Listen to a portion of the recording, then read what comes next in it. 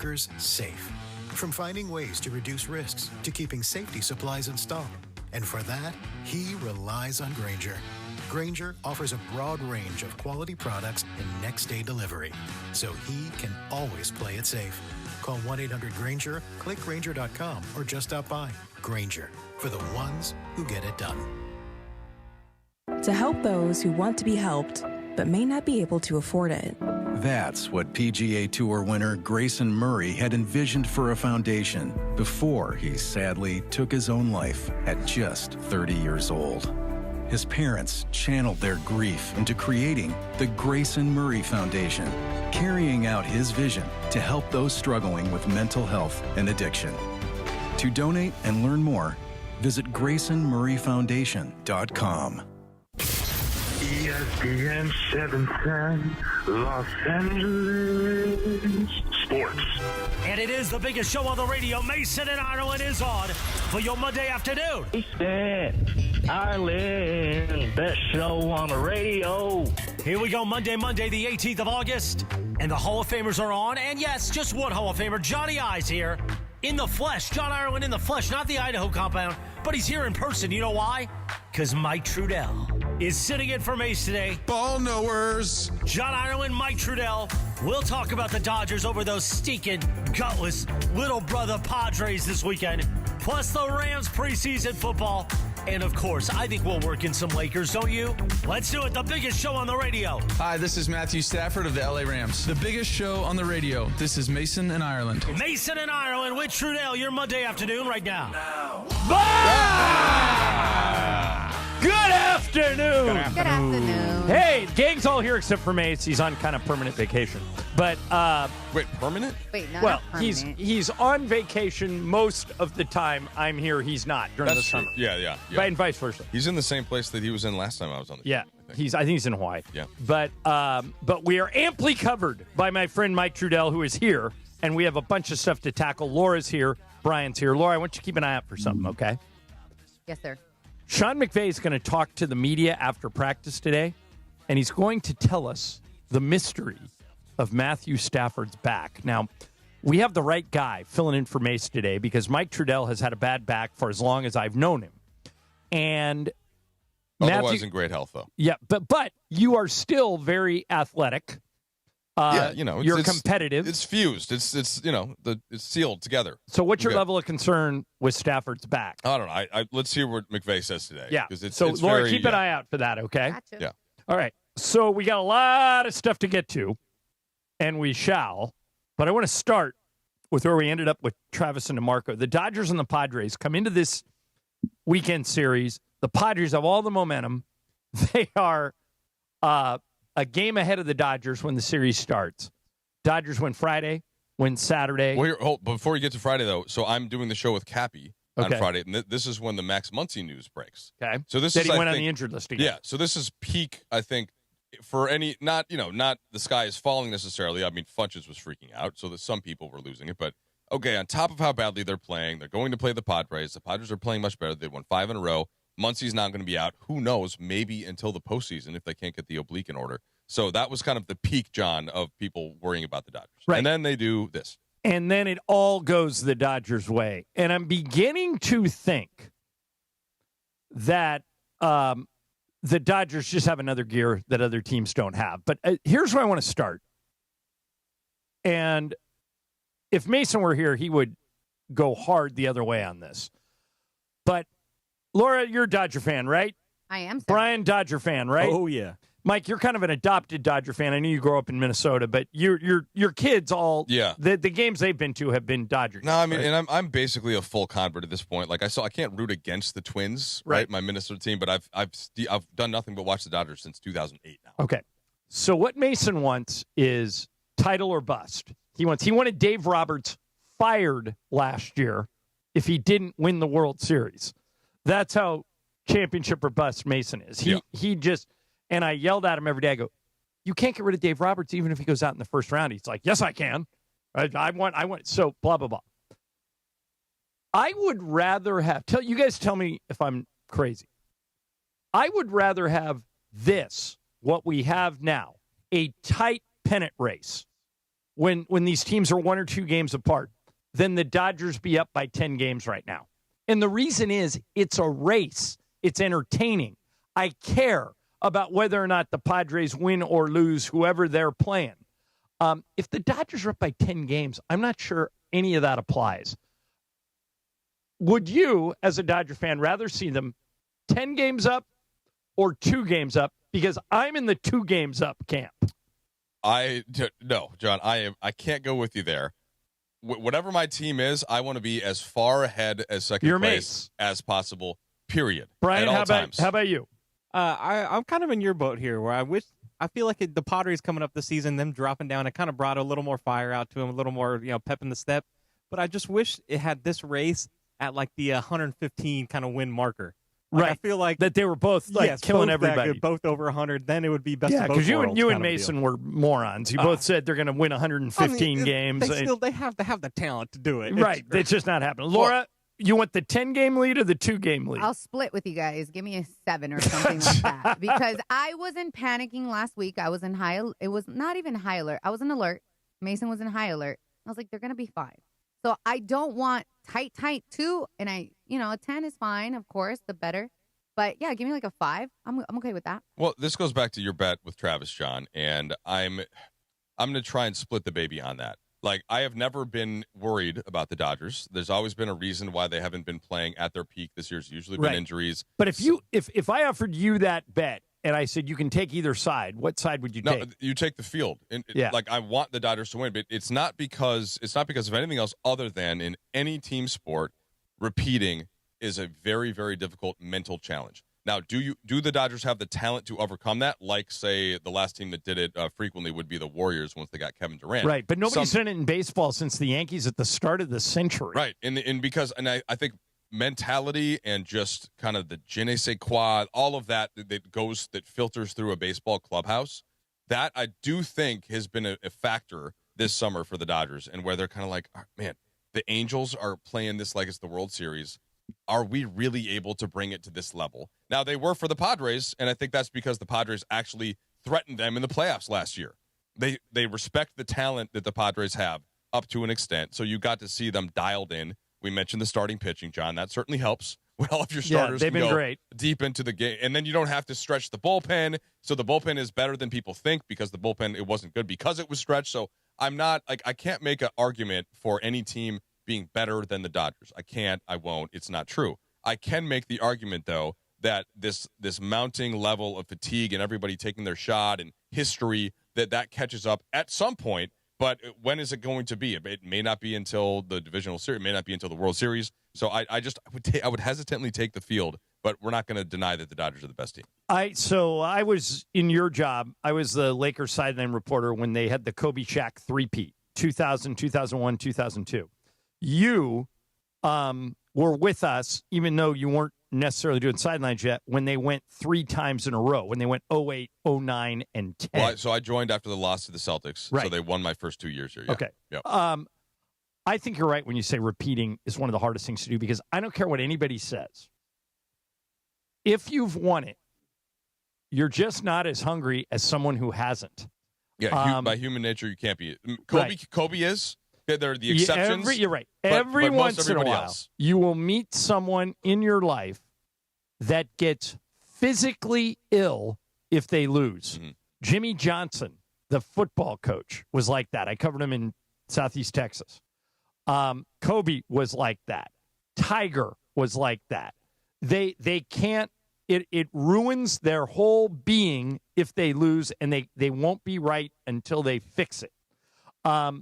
And so I just think, I'm not sure if the Dodgers have any of those guys, but you're right. It's really, really hard to do. But I think they could do it. Yeah, they certainly look, and that's where the talent comes into play. But that's also why on Friday, when the Muncie news came down, it's another thing that kind of, taking that bat out, and all of a sudden 7-8-9 doesn't look quite as intimidating as it does. But guess what? If you've got the starting pitching that you didn't have last year, then you don't need it to as much. Yeah, quick score as many runs. Quick aside on the competitiveness thing. Yeah. You and I think, are similar, right? We're both kind of psychopaths in that way. I was playing knockout with the twins and two of their friends today at the park this morning. How old are the twins? Twins they're 10. They'll be 11 soon. Okay. And one of the twins, so the other two kids, not the twins, were kind of just having fun, and they may throw the ball over their head from the free throw line, and I physically cannot do that. I am not, if the game is going on.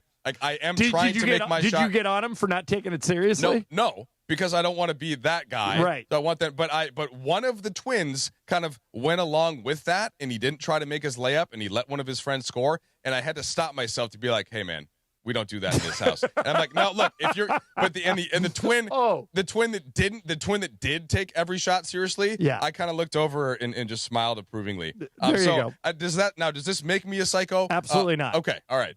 No, but here's what might make you a psycho. Did you guys see this story? I was waiting to work with you to bring this up. Okay.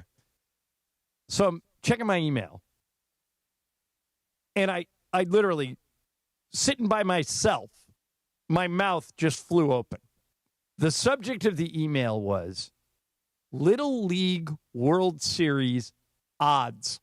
Oh, yeah. People this came up last week. Betting. Of course. On the Little League World Series. They're betting on 11 and 12-year-olds. Basically, your twins will be Little League World Series eligible in a year. Yeah.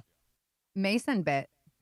He bet on mythical money. We were talking about this on Friday, but to me, like, it eludes me. It's on. Hold on. It's on ESPN. Do you think that's just all free? Do you think somebody's benefiting from the fact that it's been on ESPN for all these years? Is somebody making money off that? Well, ESPN is. Okay. Well, so it's not, because they're able to sell it to all the cereal companies and all the Pop-Tarts. But so and as well they should. But so is the Little League. That's what I'm saying. So that money, the Little League governing body, you're talking about betting on 11-year-olds.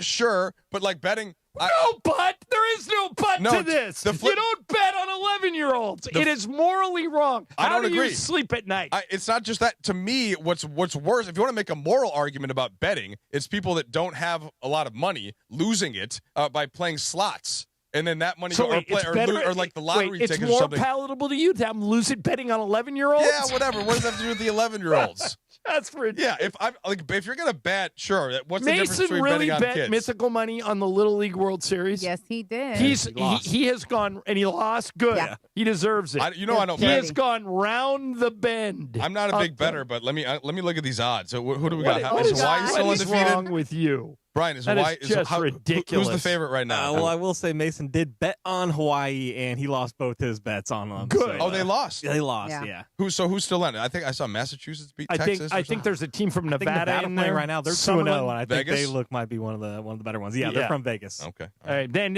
a team from Nevada has never won it.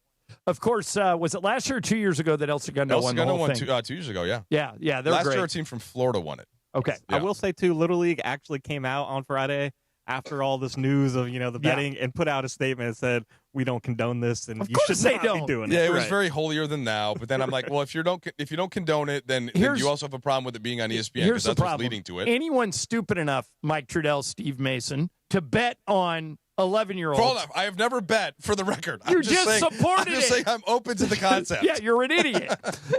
Anybody who bets on it is crazy enough to then confront and accost the 11-year-old who struck out and cost you your $100 you had bet on that game. In fairness, they are 12, John, not 11.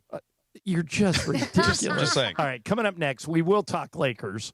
You may have heard that Luka suffered an injury at the Eurobasket. Injury scare. All right, we're going to get into that. Not injury. And also, Mike does something I look forward to every year. It's out now on Lakers.com. He does a big schedule release. I know you came on and talked a little bit about it last week, but I wasn't here. Yes. So we'll get into the Lakers next. Mason in Ireland, Mike Trudell in for Mace, ESPN LA. All right, and listen up, soccer fans. San Antonio Cardinal Wine and ESPN LA want to send you and a guest to the final match of the season. It's the Soccer Dream Ticket.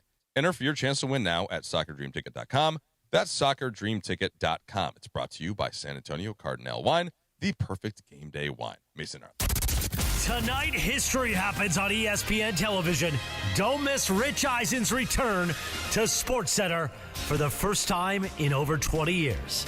Rich Eisen hosting SportsCenter tonight at 8 p.m. on ESPN TV, right after Monday Night Football.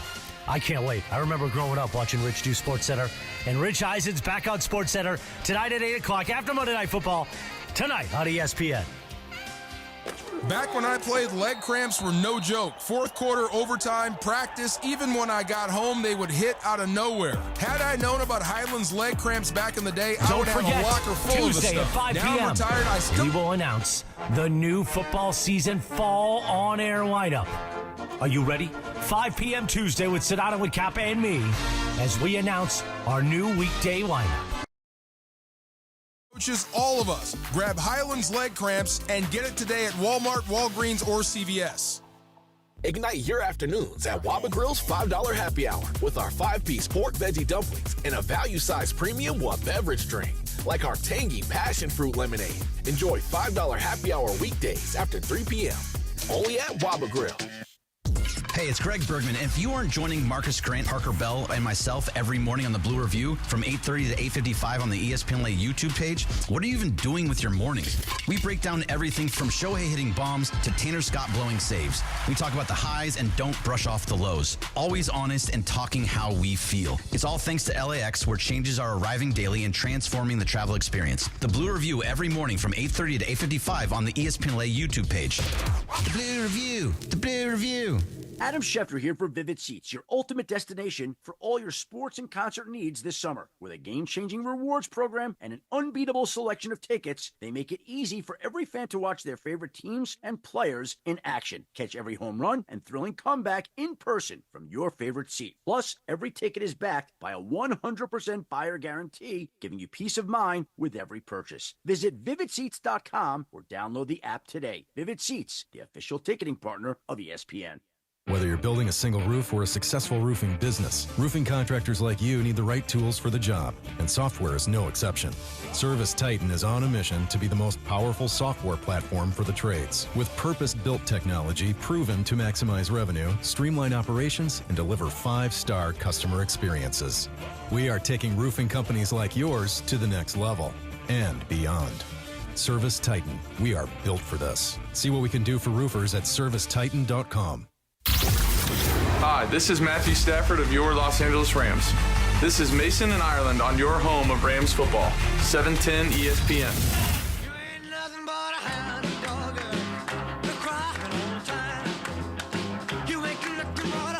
Mason in Ireland, Mike Trudell in for Mace. Laura's here, Brian's here. Why are we playing Hound Dog, BC? Number one hit on this day, 1956. Did your, the late, great Dave Trudell, Mike's dad, was a music lover like me. Did your dad make you listen to Elvis? Absolutely. Yeah. Yeah. No, he was his main group was the Beatles, but he talked about Elvis's influence on the Beatles and on and on. Yeah. Very, very underrated and very, like, Laura, if I asked you to name 5 Elvis songs, could you do it? Probably not. Brian? Names of songs? Maybe not. I can get a couple. But he was as big of a star as there was in the world for about 10 years. Because he was the first guy that really, and let's be honest about this, he was the first white guy who really brought rock and roll, started gyrating on stage. Little Richard was doing it way before him, but back then our country was somewhat racist, and you know, it was hard to break through as an African-American artist. But Elvis still deserves a lot of credit because he had a lot of guts. They do a great bit on it in Forrest Gump. Right. Yeah. Where he comes out to it. Okay, so for people who don't know, Mike and I both work for the Lakers. I do the radio play-by-play. Mike does the TV sidelines, and he also writes for Lakers.com. And one thing you do every year that I really look forward to is you do a deep dive when the schedule is released. The schedule was released on Thursday. I have not seen you since then. What jumped out at you more than anything else about the Lakers' schedule this year? Well, something that I haven't seen before, and I was curious to ask you if you remembered, like before my time, if this ever happened, but the third week in November, there's one game in 7 days. And it's against Utah, but it's kind of right in the middle of the week. So to me, I almost looked at it like an NFL bye week where you're JJ Redick or even, you know, LeBron, and you get up in front of the team. It's like, all right, guys, first 14 games. Let's go. Like, let's get after it. Right. Let's get some wins in the win column. Let's kind of see what we have. And then you knowing that we're going to get a week, not just to rest, you practice. You say this worked, this didn't work. You do a little early season autopsy. And I like that for a team, especially in a league where practicing is difficult. I like that. So that's the first thing that I saw that I haven't there's seen in before. essence a 1-game week in November. Yeah, Okay. which is very rare. It doesn't happen for the rest of the season. I mean, John, there's barely ever 2 days in between games. Yep. The way the schedule is condensed now because of the NBA Cup. And that's the second major thing is that the schedule has evolved to try and accommodate the NBA Cup. So it gets I actually like their grouping in the NBA Cup. I think they could win that group. They should. The way the NBA Cup works, like Dallas is the one team that I don't know about. They take there are pods, right? So there's 1 through 3, 4 through 6, where you finish the season prior. The Lakers finished third, right? So they are that number 1 through 3 seed, which means that you won't get OKC and you won't get Denver right in your group. So the second pod, they get the Clippers at number 5. Clippers will be good, but they're not a team you're scared that you can't beat. Right. Grizzlies are the third pod. They're still good, but they drop a little bit. They traded Desmond Bane. Yep. We'll see how Ja's doing this year. The Mavs are in pod 4. They end up the 10 seed, but no Kyrie Irving, right? He won't be back for these games. We'll see how quickly. I love Cooper Flag. I'm sure you do too. Yeah. We'll see how quickly he evolves. But yes, there'll be a challenge. And then you have the Pelicans, who can beat you on any given night if Zion's in the mood and healthy. They were the 14 seed last year. But to me, the Lakers are the slight favorite in that group. Now, by the way, that doesn't mean that the Lakers, even if they win that group, that doesn't mean they make it to Vegas. They would have to win 2 more games after winning the group to get to Vegas, right? So you have to. In the past, they did the semis and the final in the Vegas. So in Vegas now, I think you just do the final. Oh, really? I didn't know that. I think. Okay. Let me double check on that. But so the quarterfinal would be hosted by the team with the better record.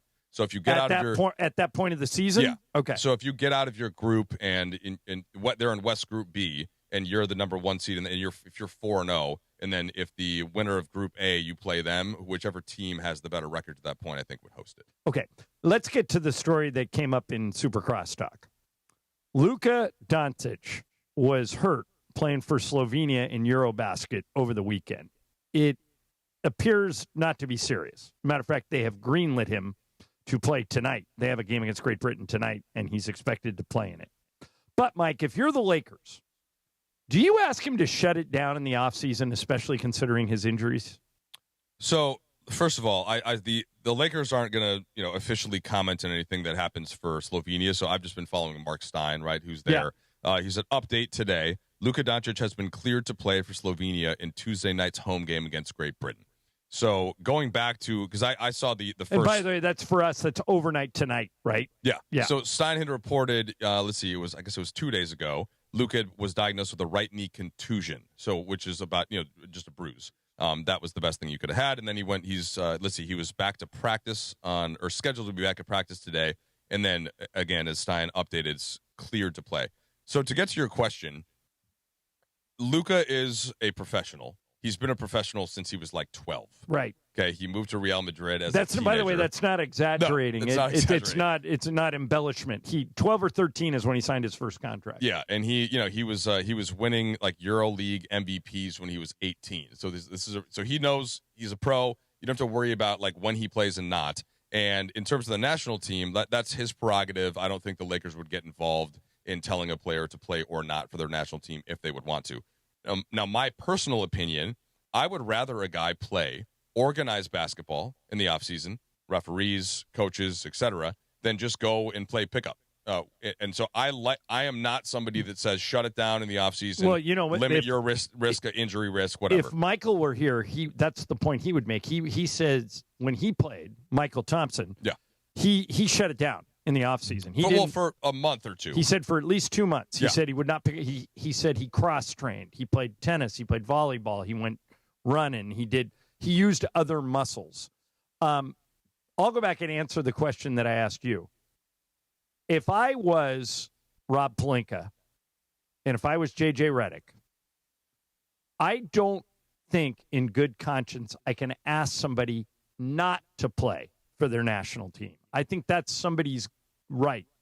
I'm buddies with James Worthy. One of his great regrets is that he never got to play in the Olympics because back then your year had to come up he was right in between years. He came into the league in 83 and the Olympics weren't till 84, so he was already in the NBA. And back then pros didn't play. Yep. And so I have all these people like DeMarco did it earlier. Hey, please tell Luka not to play. Please. I can't. No. It's his national team. And Luka specifically is one of those players that he's a very loyal guy, right? He has always played. He's not a guy where, like, in fact, and I'm not passing judgment by any ways on this. Jokic has opted certain years not to play for Serbia, including this year, and that has been a big problem for him in Serbia. Right. It's because the expectation amongst these European countries, especially some of the smaller ones, and Slovenia has 2 million odd people. That the expectation is there, and he has always played. So I think he makes his own decisions. He's great, and I like the fact that he's playing basketball now and it's organized. Yeah. By the way, I understand the argument. Mitch Kupchak, we had him on years ago when he was the GM of the Lakers, and he said, well, these guys going and playing for their national team, it's kind of like he says it's kind of like you have a Ferrari and you take really, really good care of it. You make sure everything's right. And then you just throw the keys to somebody else and say, here, take it. He said, so I understand, Mitch said to us, I understand the argument. But as somebody who played for my country in the Olympics, I think Mitch was on the 76 team. Yeah. He said, I would never tell a player he can't play for his country. No. I just can't do it. For sure. All right, coming up next, we'll get Laura in here. She'll spin the wheel of questions. Mike Trudell is in for Mason in Ireland, ESPN LA. All right, listen tomorrow at 5 p.m., everybody. Sedano and Cap and Morales will announce the new football season on-air weekday lineup. That's going to get underway on Tuesday, September 2nd. Listen to the announcement tomorrow afternoon at 5 on 710 ESPN, the all-new ESPN LA app, and on YouTube at ESPN Los Angeles. Don't forget, Tuesday at 5 p.m., we will announce the new football season fall on-air lineup. Are you ready? 5 p.m. Tuesday with Sedano and Kappa and me as we announce our new weekday lineup.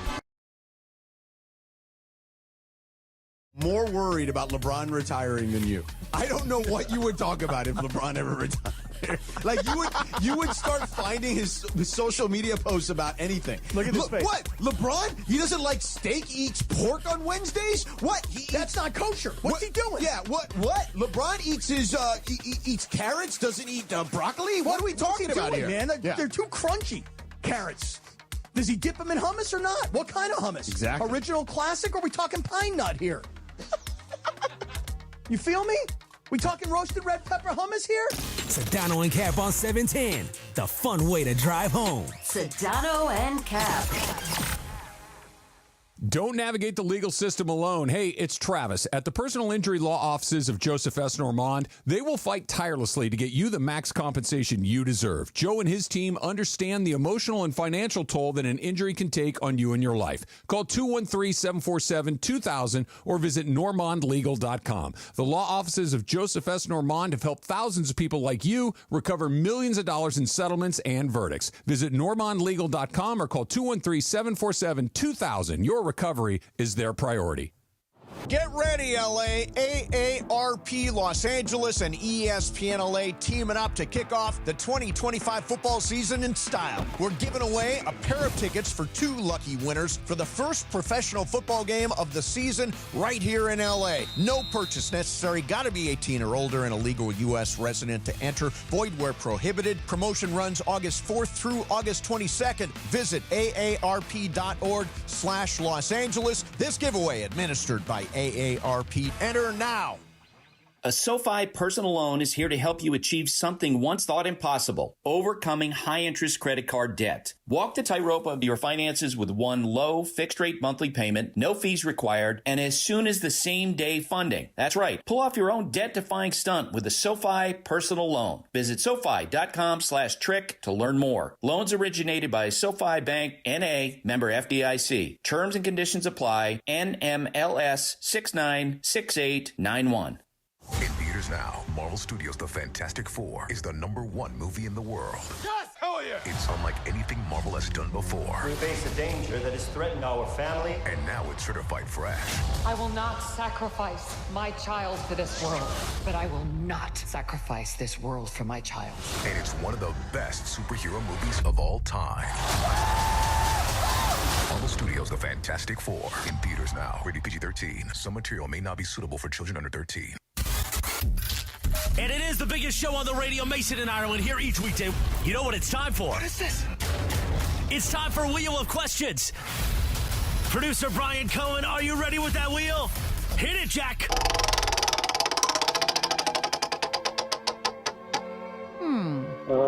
That's a dumbass question. You know what? I don't think it is this time, Stephen A. So I know we give Gen Z a lot of heat, and sometimes it's directed the right way. So listen to this. A 2025 survey by Resume Templates polled Gen Zers that were job seekers and revealed something really crazy. 77% of them have brought a parent to a job interview, whether it's in person, virtually, to both. Among the ones polled, 40% said their parents sat in an interview and even answered questions, negotiated their pay and their benefits. Also, doesn't stop there. Their parents continued interacting with their child's workplace. 79% of the people polled say they communicate with managers post-hire, discussing raises and time off. I understand like helping with resumes and like cover letters because I've helped my nieces and nephews for that.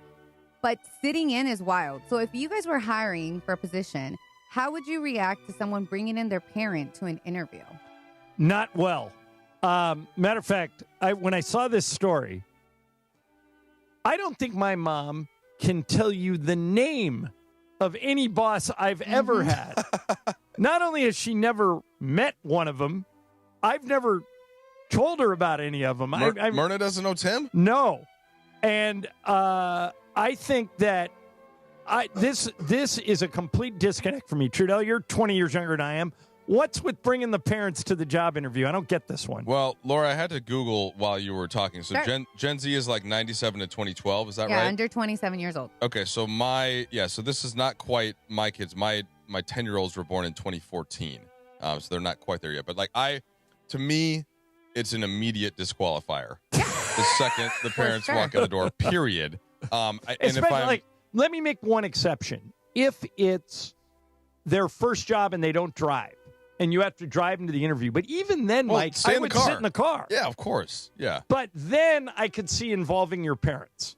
Well, but Laura, is the implication, is this like the kid wouldn't go in unless mom or dad came with them, or is this with the parent over-parenting and being like, hey, let me just sit in with you? It didn't specify, but I think it's the person applying, so the Gen Z are wanting that comfort of the parent. Okay. And because the parent tend to be like our age and we're more aggressive. You know we what I are. mean? There's no doubt. I see that in youth sports to a crazy degree. So there's no doubt. But I think, to me, this is on the parent, though. Right. Brian, if your mom or dad ever go on a job interview with you? No, never. Yeah, I can't even imagine that. This is generational to me. So, but it's a good question, Laura. I actually asked Greg Bergman to come in because of something I'm going to bring up now. Bergman's sniffing my food, John. The food looks so good. He sniffed and put his nose on my sandwich. You're perfect for Laura's question, actually, because Riley is how old now? She is 13, going on 14 soon. Going on 19, right? Yeah, no, going on 35. Right. Even at her young age, like in the next 5 years, she'll get her first job. Would you go? I hope so. Will you go with her to the job interview and go into the room? Absolutely not. No, then I'm taking away from her being her. No, right? Absolutely. Oh, no way. Do you get this? No. Lord, what'd you say? 77% of them? 77% of Gen Zers say they involve their parents in a job interview. Brought a parent to a job interview. 77% of people are taking their parent into the job, and that can't be. They polled from this poll from Gen Zers, 77 of the ones that they polled have taken their parent to a job interview, whether it's in person, virtually, or to both. Yeah, I don't get that. Well, a lot of them don't like to drive. I have a special needs kid, so sometimes I will stay outside his door that would certainly be when an the exception. interview is going on in case it goes off the rails. But I don't even want to go in there. Yeah. Like Lisa and I went Jack to figure stuff out. Like I was telling Mike, we all flew home together yesterday from Idaho, and we're trying to teach Jack how he can fly by himself. Well, nice. And so we got out of the car and we said, Jack, we're not gonna say a word. You lead the way and show us what to do and where to go. He goes, we're at gate C9 and the flight's on time. I said, how do you know that? He goes, I looked it up. Oh, wait, Jack. So he's That's already, great. but how's he going to learn otherwise? All right. No. Anyway, that was a good question. I have thought of an exception. Yeah. If there's a job where the parent is working with the child, then you can be in the interview. That's obvious. That doesn't exist, though. No, that doesn't. But it's also, if they don't drive, which a lot of Gen Zers, from what I understand, don't drive. No. So then that means that they're taking their kid to the job interview. yes, get a license, but maybe that's involving them. But no one should ever be in the room during the interview. Yeah, that makes zero sense. Are you with Mike? If somebody did do that, if you were interviewing someone for a job, and apparently is it immediate disqualifier? I would probably ask 2 questions, say, okay, well, thanks for your time. Yeah, I would just too. and move on because that's ridiculous. Hey, kids, sack up. Go to the interview with Adam. All right. So the reason I asked Greg to come in is he is better at this subject that I'm going to bring up. You're going to hate me, but I probably will. But you are better at this than anybody I've ever met. A few years ago, I had access to every NFL game simply by having Sunday Ticket. He's already buried. Is this an illegal streaming conversation? Well, it's not illegal streaming, but I want Greg's opinion. I'm not that way anymore. Okay. All right. Here, give it to me. So I had Sunday Ticket, and then I had all the regular channels, CBS, NBC, ABC, and Fox. Yep. It cost me less than $200 a month. Somebody did the math, and if you want to watch every NFL game this year, there's 272 NFL games, and I used to have access to all of them. Right. This year, because of everything that's happening with Netflix and Peacock and Amazon and YouTube. All of the and YouTube, because $1,200. That's insane. If you want to legally watch every game, and which is just people can't afford that. So, Greg, for years, Greg, you're not. I openly admit you're not this way anymore. But when I was when I wanted to watch a UCLA game and I couldn't find it, I just text Greg and go, give me a link. And within 10 seconds, Greg would go, try this. And I'd be watching the UCLA game for free. Yep. So here's my question. Shouldn't be admitting that. How would you also a criminal? How would you advise people that want to watch most NFL games to proceed in the new world? I would get go to ESPN and the Disney Plus because they're getting NFL Network and you get Red Zone. Get Red Zone. It's the only way to watch all the games. By the way, that's the only way I watch the NFL now. I watch the NFL NFL by watching Red Zone. Me too. Absolutely. But there's just ones that you can't get around. You can't get around when it's on Netflix or Amazon. Well, last year they put a playoff game on Peacock. Yeah, they're going to be on that's the world that we're moving to. All the Christmas Day games this year are on Netflix. Yeah. So you have to go to those platforms for those certain things, but get Red Zone. It's the only way. Yeah, and rather than spend $1,200, absolutely not. Just make sure you're getting Red Zone, and you can get that through your basic cable package or ESPN Plus, because ESPN just bought the Red Zone channel. ESPN Plus. And then you're only paying one guy. Yep. And see if that satisfies your football fix. That's the only way to do it. Yep. Mike, what do you think? Well, are you sure you don't want to get a couple more kind of deep internet ideas from Greg about? No, I'll text Greg for that. After Greg leaves and stops lying, I'll text him for all the secret links later. I do still have cable. I was gonna lie. I have cables partly because I work for a cable network, but partly because I it's got Dodgers and Lakers. And if you don't have cable and the internet, by the way, so if you want to have Lakers and Dodgers and internet, it's going to be not that much less expensive than just paying for the cable, whatever the minimum package is. Then with that, you also get ESPN right as part of that. Right. And then do you get your cable through Spectrum? Yes. Okay. And so the only things then is if you just bring because the I NBA still have DirecTV and I get the Laker channel and the Dodger channel. Right. They're still on DirecTV, so you can get DirecTV certainly counts in that bucket. So then if I'm thinking NBA, so Amazon comes into play. Well, most everybody I feel like has Amazon because of Amazon Prime, because of deliveries and food. So that's boom. So that's checked already.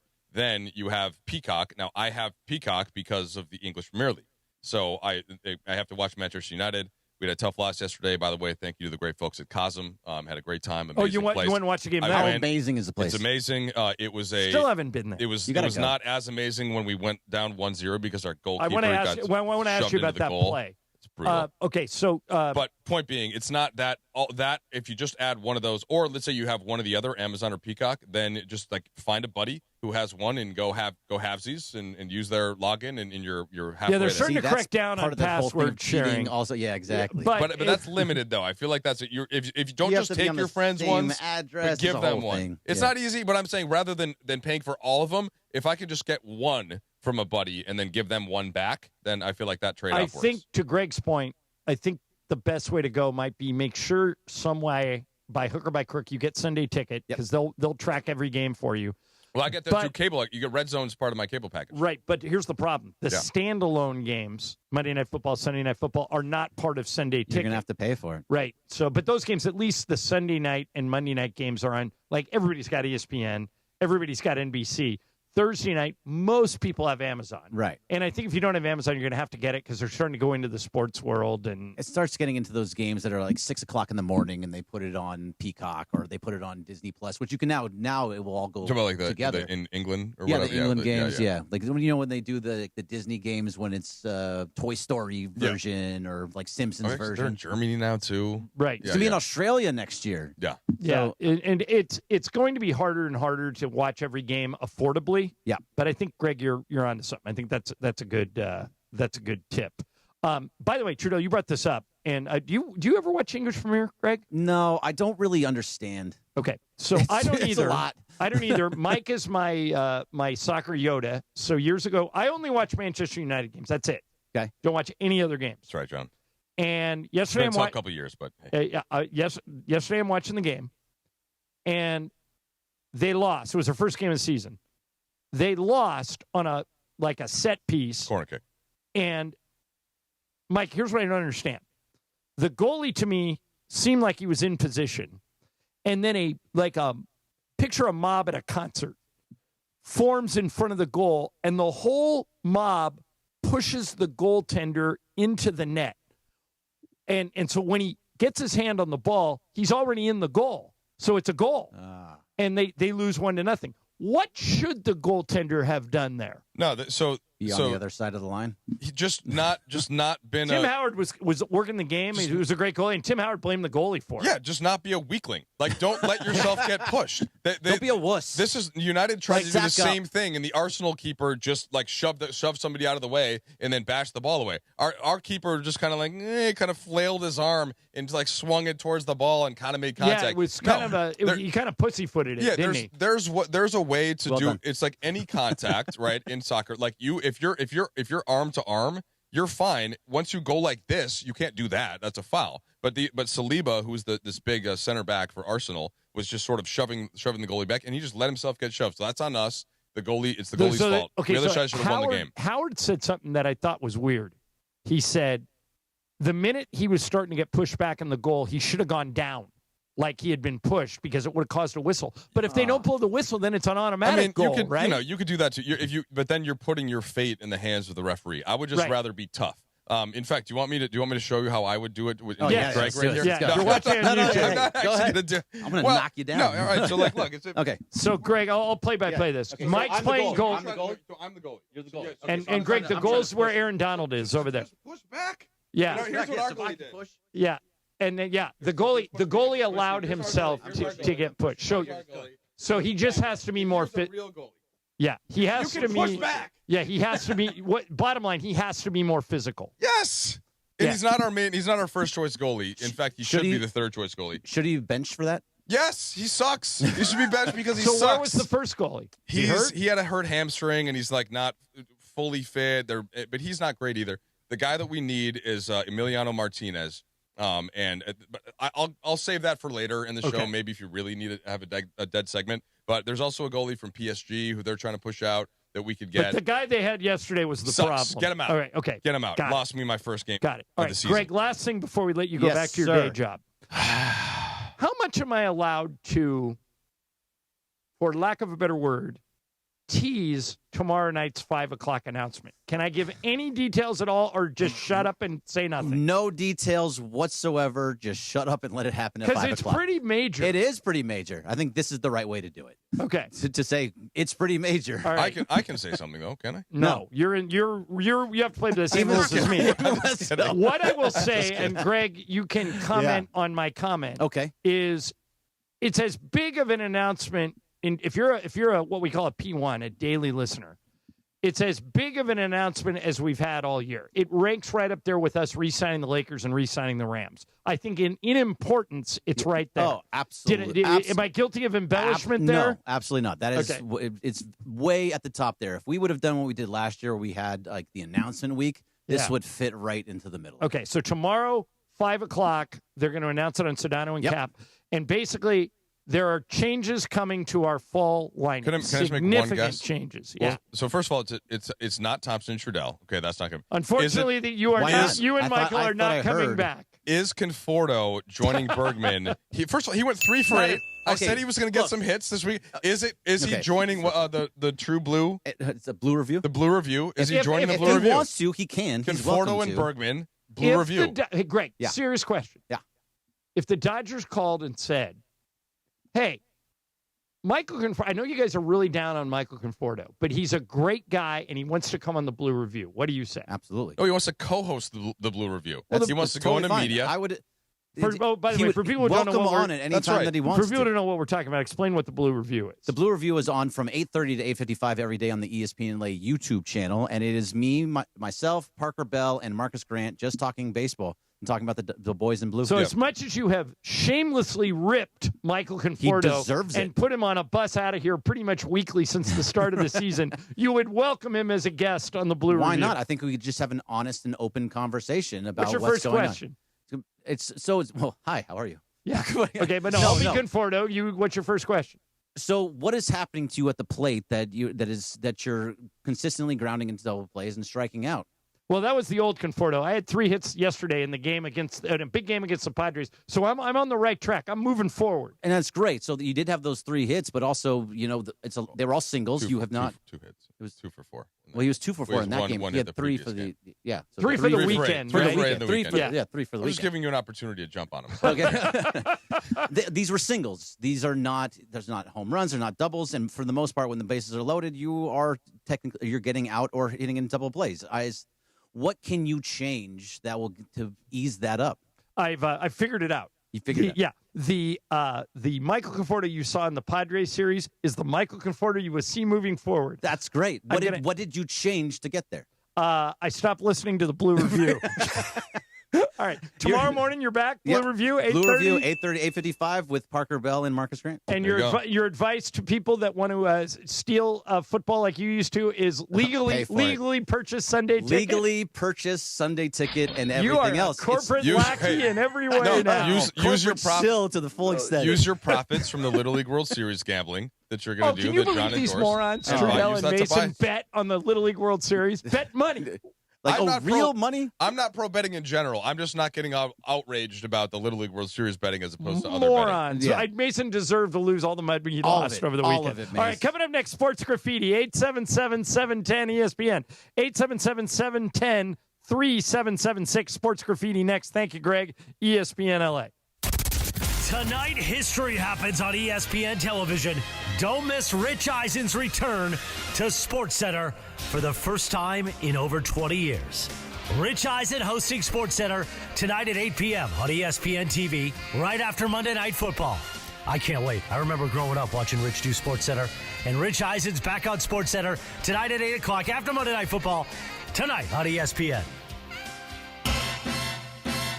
My Friday schedule? Pool, tan, Flamingo Fridays, repeat! Now your top reasons to visit Morongo. Think pink, have a drink, and party like a rock star. Flamingo Fridays is the best nighttime pool party in SoCal. Number 2. Gavin DeGraw, live September 6th. Get tickets now. And the number 1 reason. Midweek mischief just feels good. Skip work and book your midweek stay for a special price. Morongo, good times.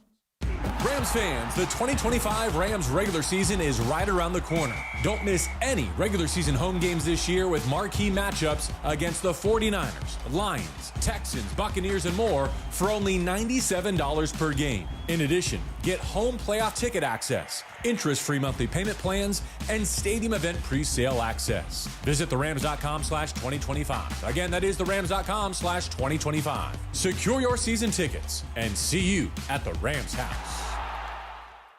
Are you ready for amazing golf at one of the best courses in Southern California and to be part of raising money for an incredible cause? It's time for the 4th annual Give Back Golf Classic, Friday, August 29th at the stunning Black Gold Golf Club in Yorba Linda, benefiting the Folds of Honor Foundation. Folds of Honor, they have a mission to empower deserving military families with educational support and opportunities. Register to play now at blackgoldgolf.com/FOH. Plus, there are still sponsorship opportunities to be part of this amazing event. blackgoldgolf.com/FOH.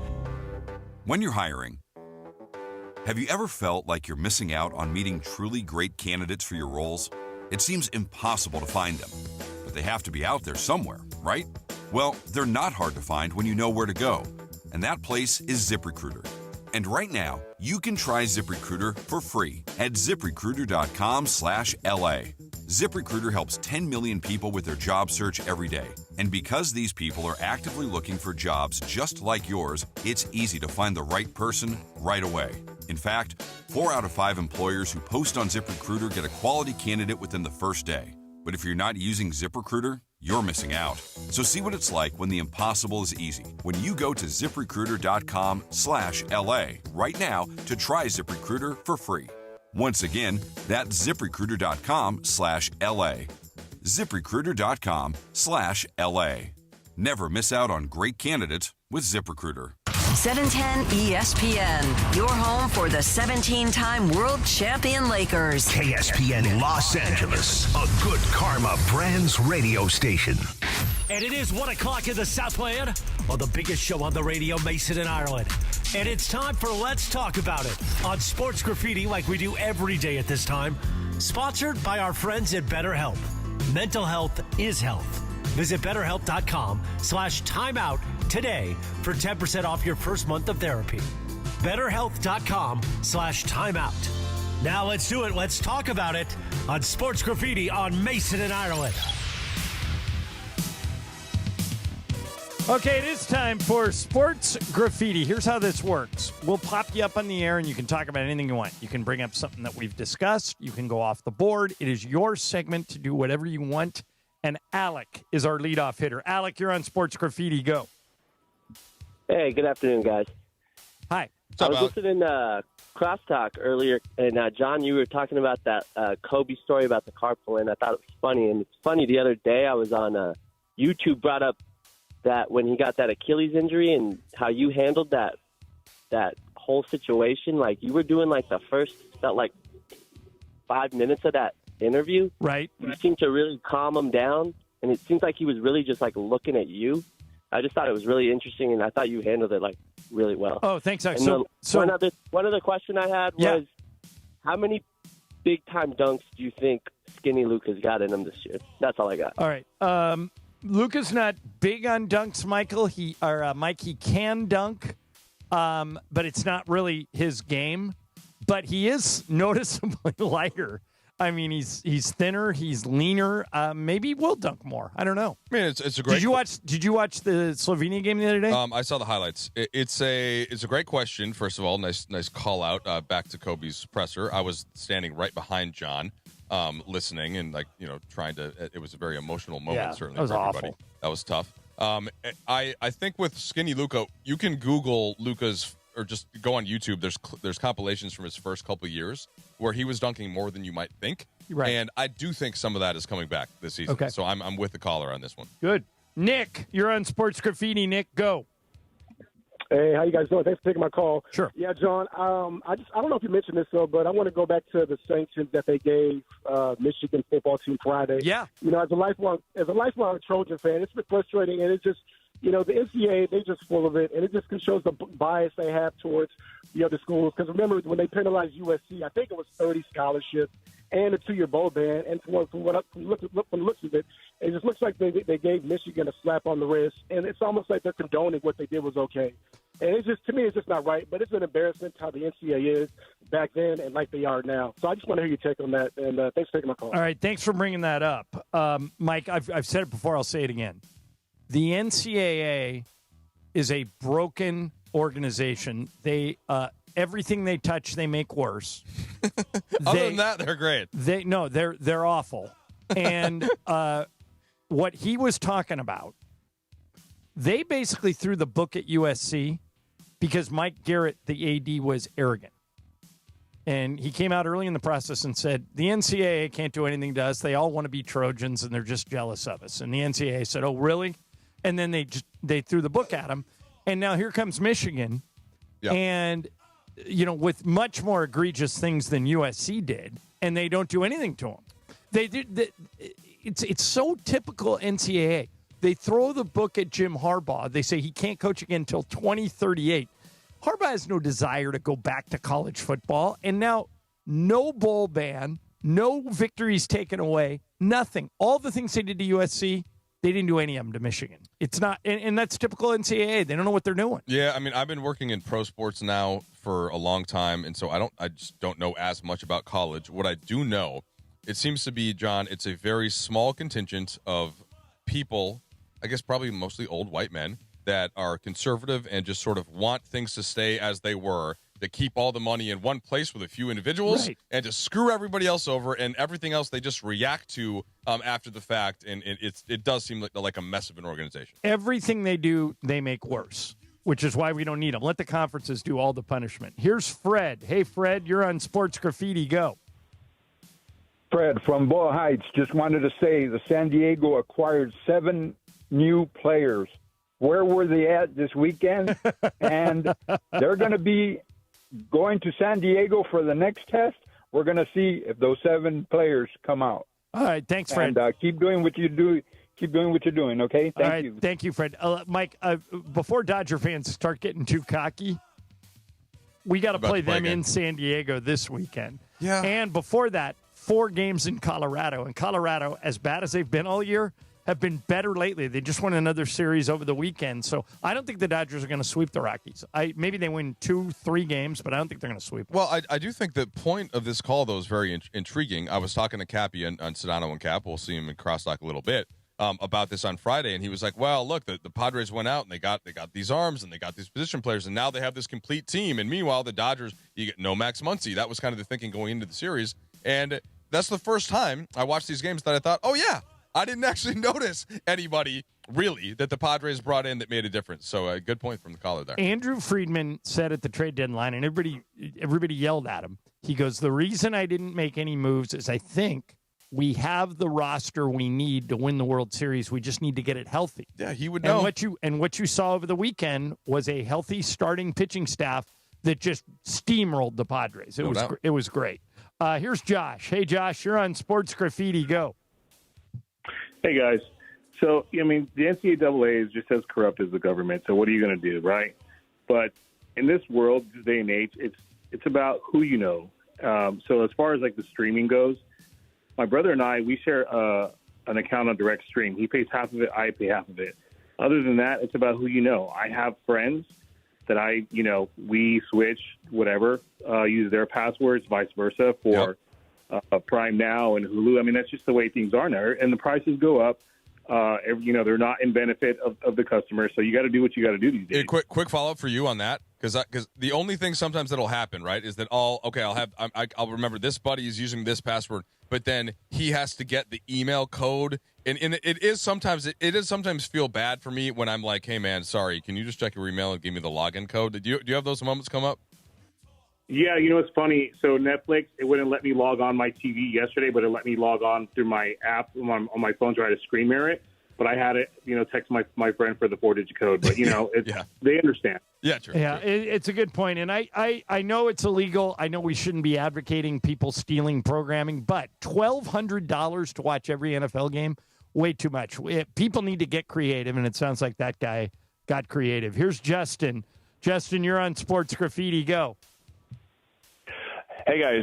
So I got a quick question, then I got a mini rant on something you talked about earlier. Okay. So you said if you have – I'm an ESPN Plus subscriber, speaking of streaming, and if starting this fall, if you have ESPN Plus, was the Red Zone channel included, or is that like an add-on? I don't really understand how that I, too, need works. to know the answer to this. John, do you have it? No. I don't know. I believe it's included, but I will confirm with Greg. Okay. Okay, I can look it up too. And anyway, it's a good, fair question. That's very important. It is a good question. Yes. Yeah. Go ahead, Justin. All right. Okay, thank you. Yes. So, if I were one of those employers who was interviewing those Gen Zers who say they bring their kids to work, I would have said next. Right. Bring their parents to their work interviews. What you were talking about. Yeah, that's that's crazy.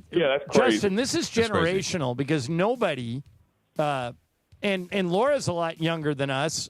Greg, Mike's 20 years younger than me. I can't imagine bringing one of my parents to a job interview. I mean, it seems like the worst idea in the world, and apparently it's very common. I'm a millennial, and I've never brought my mom or dad to a job interview. My mom and dad don't even know where when I have job interviews. It's just it's crazy. But yeah, my mom brought my brother to work to a grocery store and she kind of helped him get a job, and he's a special needs kid just like your son. Yeah. So yeah, I can understand how that works. So I make an exception for that. And speaking of which, we both met you and Mason several years ago, and we inquired about. He's a journalism major too. In fact, he just graduated like 4 years ago. But he's having trouble getting like full-time work. He's just basically a gig economy worker. So if he were sitting here right now, John, being you have an autistic son, he's on the spectrum too. What is the advice you would give him? Huh? Well, the advice I give anybody dealing with an autistic child like I am is the day, Justin, you focus on what he can do versus what he can't, your life is going to get better. And I know the list of what he can do is shorter than the list of what he can't do. The can't do is a major issue, and we deal with it. My wife and I deal with it every day. But if you encourage him to continue to work on the things that he can do, like my son's going to, when he gets a job for the first time, right now, thank goodness, the people at Islands gave him a job on the cleanup crew just so he can get some work experience. And they love having him there. Yeah, but he's probably going to work in something related to cars because he's obsessed with cars. That's what I would do is encourage your brother to find a passion and then work, like reverse engineer it. Once you find the passion and the things he's interested in, start thinking, okay, what could he do in that world? Good advice. Hope that helps. Tell him that, because he's a podcaster doing he covers volleyball. He has a really big passion for volleyball, so I'll let him know that. All right. Thanks for calling. See ya. Let's squeeze a couple more in here. Here's Crystal. Hey, Crystal, you're on Sports Graffiti. Go. Oh my gosh! I thought you had forgotten all about me. What's up, guys? Only the best two people in sports radio talk this time of the day. Anyways, I just got some things to get off my chest. Sure. Little birdie told me Max and Marcellus is coming back to ESPN. Unfortunately, that is not true. That is not. I can tell you that is not part of the announcement tomorrow at 5 o'clock. I realized that. I have actually been listening to ESPN LA radio for a long time. I was thinking like Keyshawn, J. Will, and Max and Marcellus, Travis and Saliwa. Oh, my God, all of these things that I remember. Dude, I've been listening to you guys for a lot longer than I realized. So I was really happy to say that. Thank you for that. The YouTube chat, I just want you to know the chat loves you guys. The chat's happy you didn't bring your mic to work today. Meta is out there somewhere. Meta, Jose, Tijuana, Enrique, all the burners he's got.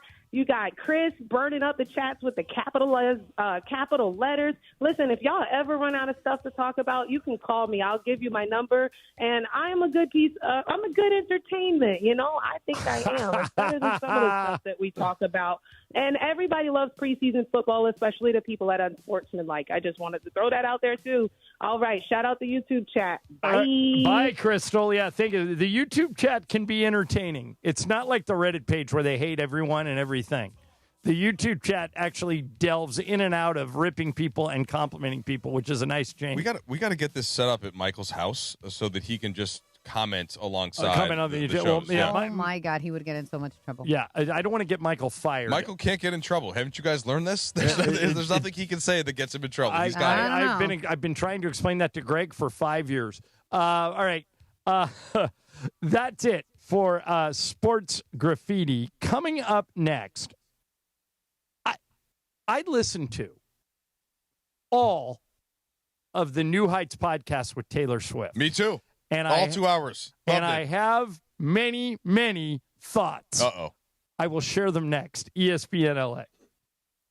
Hey, it's Greg Bergman. If you aren't joining Marcus Grant, Parker Bell, and myself every morning on the Blue Review from 8:30 to 8:55 on the ESPN LA YouTube page, what are you even doing with your mornings? We break down everything from Shohei hitting bombs to Tanner Scott blowing saves. We talk about the highs and don't brush off the lows. Always honest and talking how we feel. It's all thanks to LAX, where changes are arriving daily and transforming the travel experience. The Blue Review every morning from 8:30 to 8:55 on the ESPN LA YouTube page. The Blue Review. The Blue Review. Be sure to catch Let's Talk About It on Sports Graffiti, weekday afternoons at 1 p.m. on Mason and Ireland. Sponsored by BetterHelp. Mental health is health. Visit BetterHelp.com/timeout today for 10% off your first month of therapy. BetterHelp.com/timeout. You know that feeling. You're finally asleep and bam, a leg cramp comes out of nowhere. Look, I've played through pain, but waking up with a leg cramp at 3 a.m., that sucks. So I don't mess around anymore. I keep Highland's Leg Cramps PM on my nightstand. No groggy side effects, no harsh meds, just a fast, effective relief that lets me sleep through the night without the Charlie horse surprise. Get the sleep you need with Highland's Leg Cramps PM. Get it today at Walmart, Walgreens, or CVS. Highland's Leg Cramps PM, because you don't need a midnight workout. Ignite your afternoons at Waba Grill's $5 happy hour with our 5-piece pork veggie dumplings and a value-sized premium one beverage drink, like our tangy passion fruit lemonade. Enjoy $5 happy hour weekdays after 3 p.m. Only at Waba Grill. Have you been impacted by the Southern California wildfires, like Eaton and Palisades or other related fires this year? You're not alone, and you don't have to recover alone. Join us for the Ashes to Answers, a wildfire expert panel event, August 21st and 23rd at the Westin Pasadena. The event is free and hosted by the Rise Relief Project. We support those impacted by the wildfires with supplies, resources, and emotional care. Get real answers about insurance claim recovery, rebuilding your home, and your real estate options. Learn how to speed up your recovery and find out if you qualify for a wildfire class action lawsuit. Our team of experts, legal advisors, and community partners will be there, offering resources, support, and critical aid. In times of crisis, you need more than hope. You need help you can count on. Rise California. Relief, intervention, support, empowerment. Call 800-484-RISE or log on to risereliefproject.com to RSVP. Register now and receive a free gift at check-in to the event, August 21st or 23rd. 800-484-RISE. Do you have trouble getting in and out of the bathtub? Are you afraid you'll slip and fall entering or exiting a tub? Safe Step walk-in tubs can transform your bathtub from an area of concern to a calming refuge. Call them today at 1-800-731-4558 and save $1,600. Safe Step walk-in tubs and showers are proudly made in Tennessee and offer an ultra-low step-in, avoiding that difficult climb over a traditional bathtub wall. They also offer a variety of therapeutic benefits that may help soothe your aching muscles and joints, increasing your mobility, boosting your energy, and improving your sleep. Safe Step walk-in tubs are designed to easily fit your existing tub space and are often installed in as little as one day. Just dial 1-800-731-4558 today to save $1,600 and receive a free shower package. That's 1-800-731-4558 for a free no-obligation consultation and to save $1,600. Safe Step walk-in tubs. Safety never felt so good. Mason and Ireland on LA's mega sports station. Oh my, am I really on Mason and Ireland show? Yes. This is a great moment. Hey. Right now, more of Mason and Ireland on 710.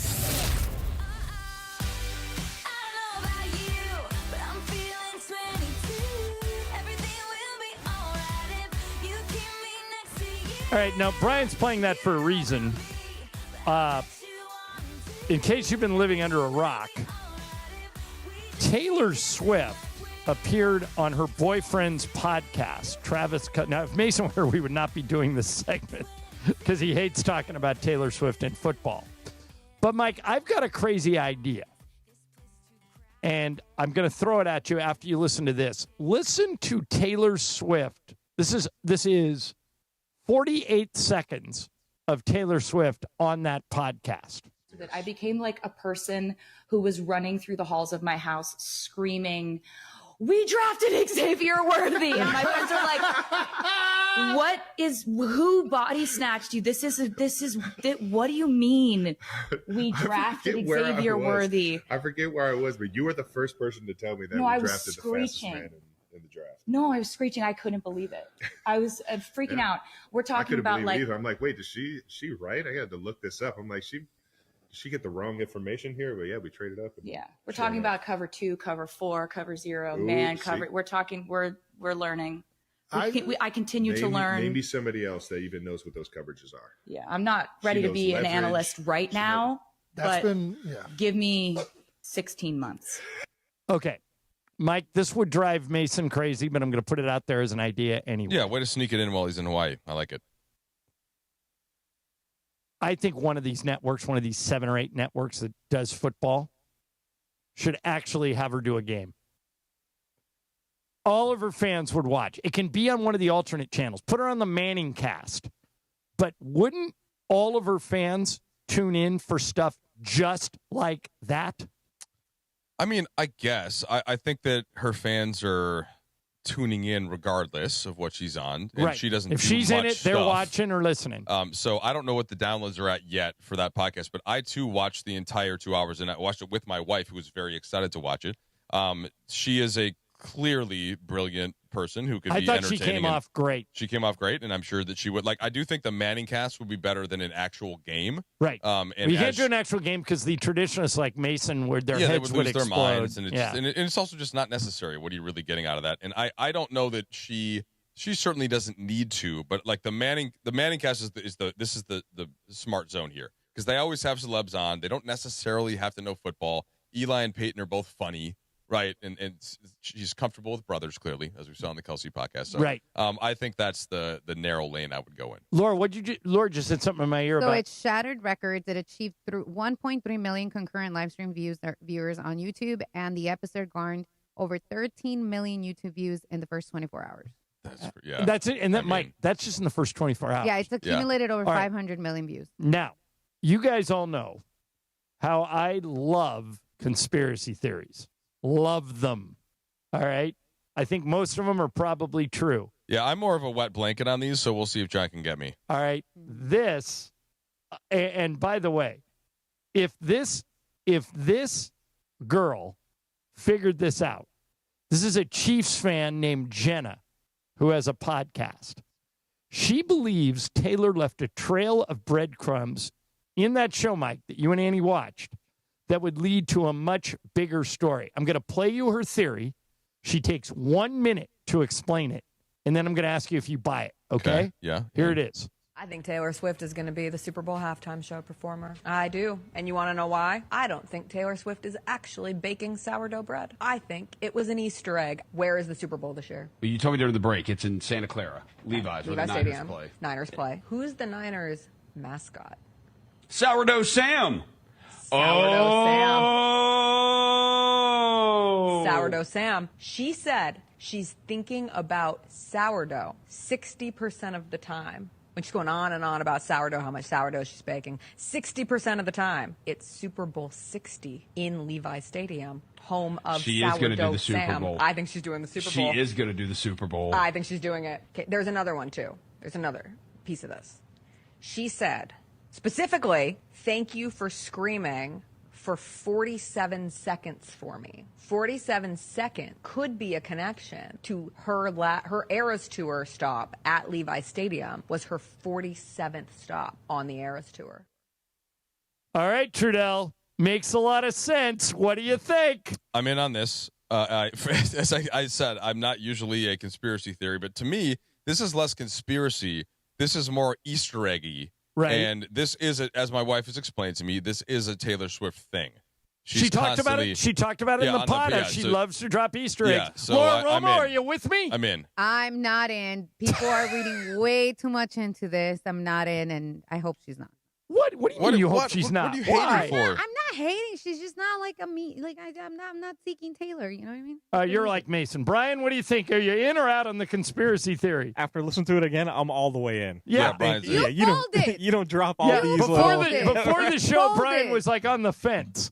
So once it got to that 47th at Levi Stadium, I'm like, I don't know. That's deep. That's a deep cut. Just also, she's not on tour right now, right? So the album, the album is finished. True, she doesn't need the money. So it's the best stage to sort of launch some of the new stuff on the album. The album comes out in October 3rd. October 3rd, first right? night of the first Laker game. Yeah. So, I mean, it's the perfect time. She hasn't done it. It's the perfect time for her to do it. And then hopefully we get the engagement news after the Super Bowl. All right. Wow. Now, if Emily was here, she would know the answer to this, but I don't. What is the significance of the number 13 with Taylor? I will Google. Okay. I'm going to ask my wife. Yeah. Somehow she has the number 13 is important to her.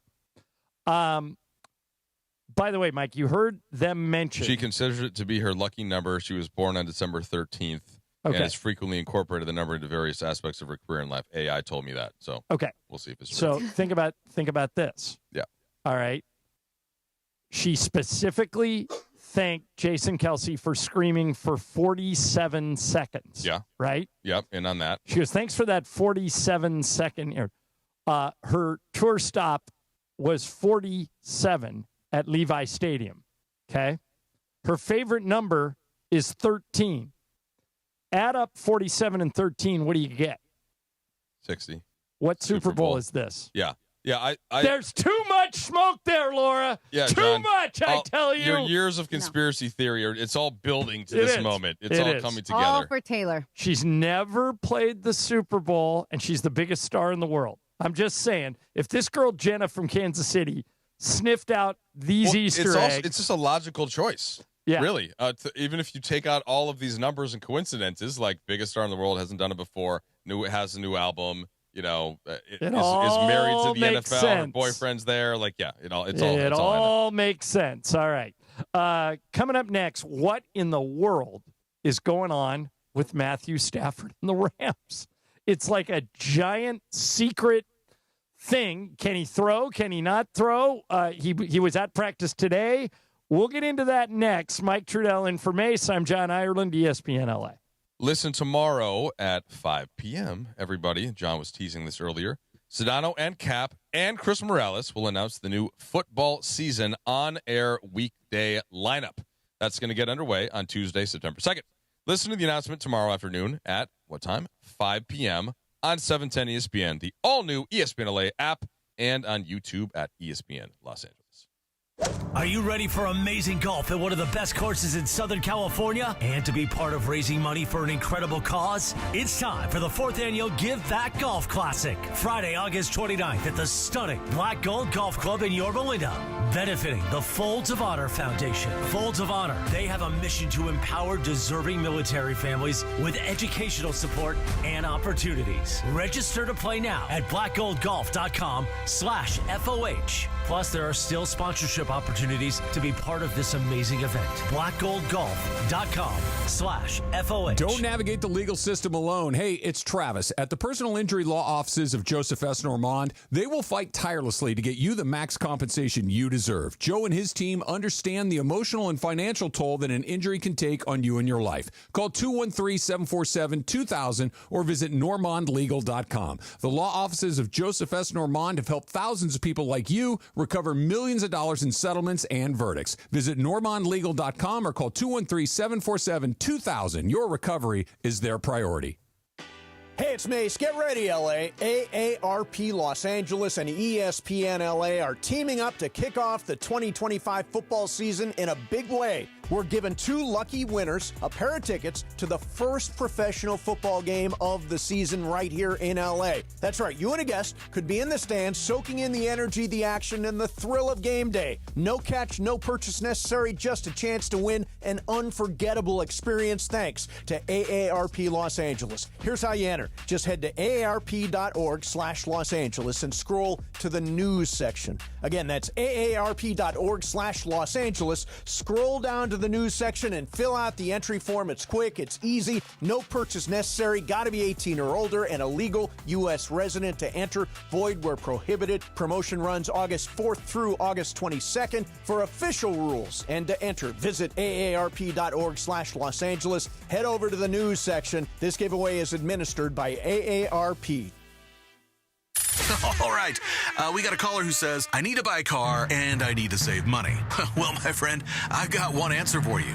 The Cerritos Auto Square. It's America's largest auto mall. 24 dealerships, all the top brands, all in one easy location right here in SoCal. And here's the secret. These dealers sell more cars than anyone because they have low prices. And they can actually afford low prices because they sell so many cars. Check it out at CerritosAutosquare.com. Cerritos Auto Square. Every 40 seconds, a child is reported missing. Find the Children is a nonprofit organization dedicated to helping find missing kids. You can be a part of their mission by donating your unwanted car. Call 1-800-294-0222. You'll receive the maximum tax deduction, and we provide fast, free pickup. Call 1-800-294-0222. Donate your unwanted or unused car. Call 1-800-294-0222. This advertisement was paid for in partnership with Cars R Us and Find the Children. Life insurance. Why are you putting it off? Can't afford it? Too much hassle? Think you don't need it? There's lots of excuses for putting off life insurance. But if you weren't there, who would pay the mortgage and other bills? With Ethos, you could be covered in 10 minutes and boom, family protected. Ethos. Fast and easy online term life insurance. Up to $2 million in coverage with no medical exam. Some policies as low as $1 a day. Answer a few health questions and get your free quote at ethos.com/play. That's ethos.com/play. And it is Mason and Ireland, the OGs of LA Sports Radio. Like, that's the problem in the world, is there aren't enough happy shows, fun shows. Mason and Ireland. 710 ESPN.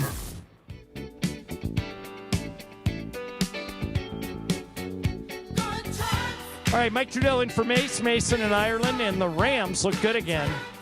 Really good preseason game. Laura, did you go? So I went to the Cowboys one. Yeah. I had Mason's ticket. Shout out to Mace. Brian, did you go? Rams Chargers, yes, I was there Saturday. Okay, so did you stay till the end? Sadly, did not. Left right after halftime. So, Well, it's a preseason game. A lot of people do.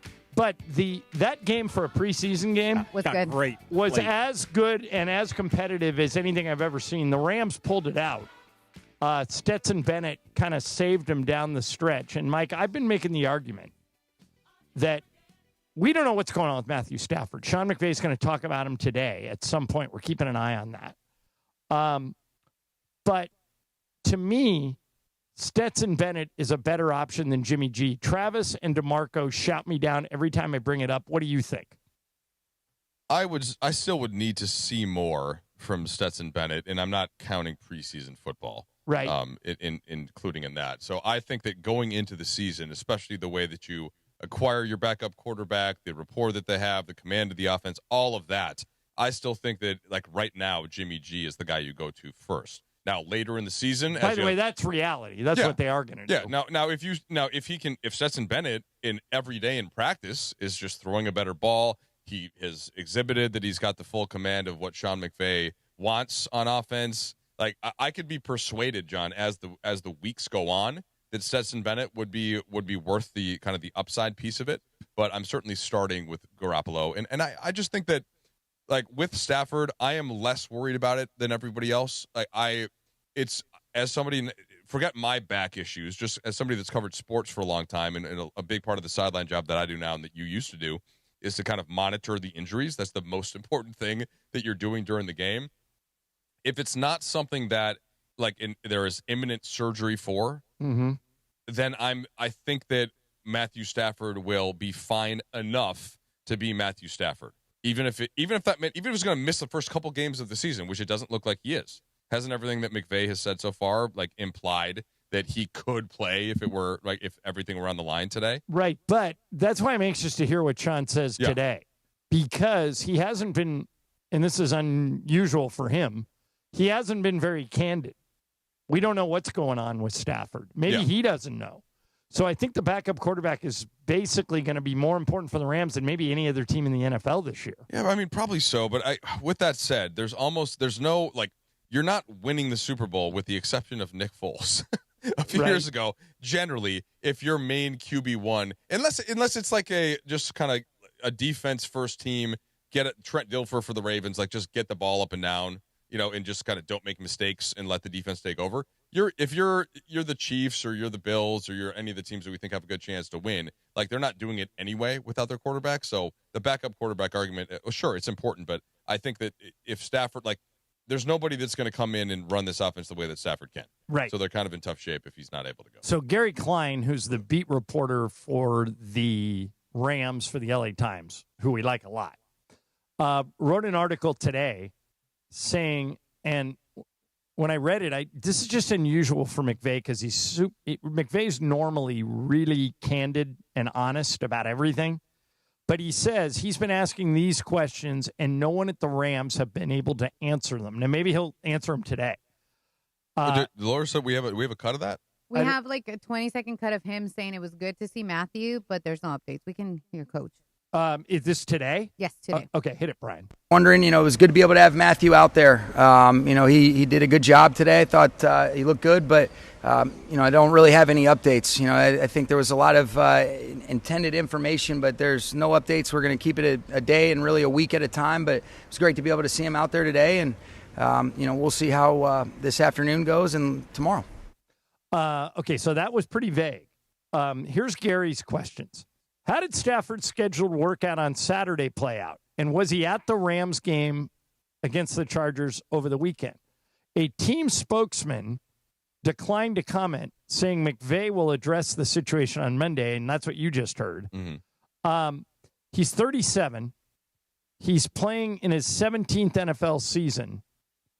And he has not, as far as we know, taken a single snap or thrown a single pass during a team practice.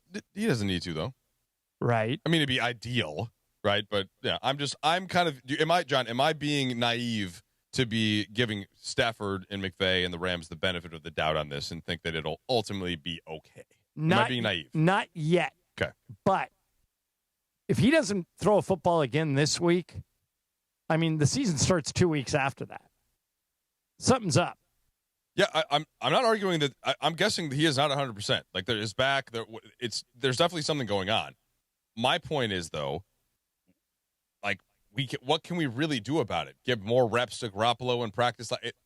I think that you're sort of pot committed here to just get him back. And even if you have to miss a week or two, John, the defense is really good, right? Like, Jimmy G, it's not great, but maybe if he has to, I would rather take the big picture perspective, and if something isn't great with it, then give him some time to recover, then bring him back. It's not like he needs any time to get it in terms of mentally. There are very few quarterbacks out there on his level in terms of dissecting a defense and knowing what his coach wants him to do.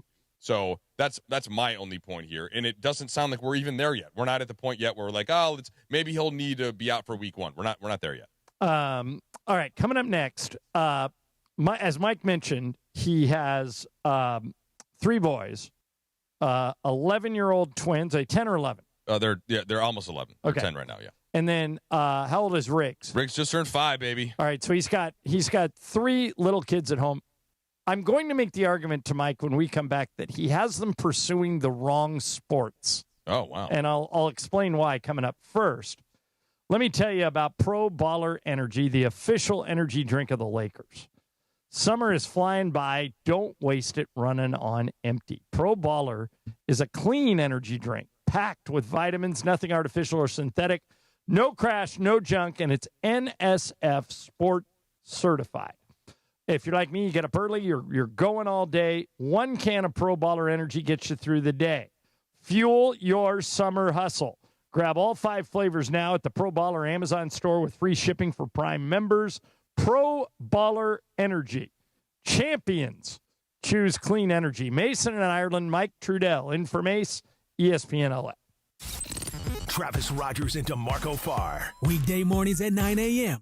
Don't forget, Tuesday at 5 p.m., we will announce the new football season fall on-air lineup. Are you ready? 5 p.m. Tuesday with Sedano and Kappa and me as we announce our new weekday lineup.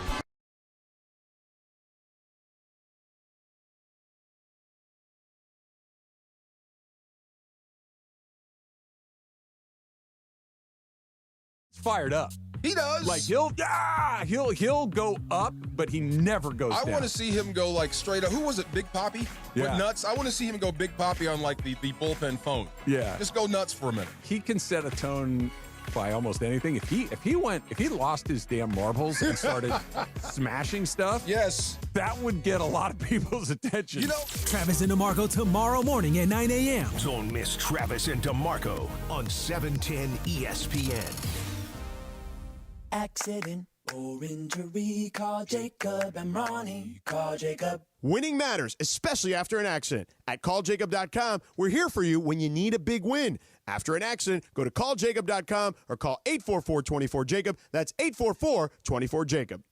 Back when I played, leg cramps were no joke. Fourth quarter, overtime, practice, even when I got home, they would hit out of nowhere. Had I known about Highland's leg cramps back in the day, I would have had a locker full of the stuff. Now I'm retired, I still get these cramps on my morning walks, hanging out with my daughter, but now I've got something that actually works. Highland's leg cramps. The tablets dissolve quickly under the tongue and don't upset my stomach. Cramps hit athletes, weekend warriors, couch coaches, all of us. Grab Highland's leg cramps and get it today at Walmart, Walgreens, or CVS. For over 20 years, Purple Wave Auction has been the trusted leader in online auctions, offering the easiest way to buy and sell equipment. From bulldozers to backhoes and combines to cranes, we host multiple weekly auctions in construction, ag, and fleet equipment. With our no reserve format and sell where it sits approach, you can bid on local equipment without waiting for far off auction dates. Get registered for free and start bidding today at purplewave.com. Your fantasy draft is here. The Smack Talk is starting, and this season, ESPN Bet is giving you more ways to ride with your squad. Introducing ESPN Bet Fan Center, where you can instantly link and bet on your fantasy teams right in the ESPN Bet app. An enhanced sports betting experience only from ESPN Bet, the sports book for sports fans. Download the app today. Must be 21 plus. Gambling problem? Call 1-800-GAMBLER. In New York, call 877-8-HOPE-NY or text HOPE-NY 467-369. Mason in Ireland on 710. I mean, would you rather have good life or sex? Good sex. Good life, good sex. Well, I got both. There you go. That's Good the correct for you, answer. Johnny I. More of Mason in Ireland right now.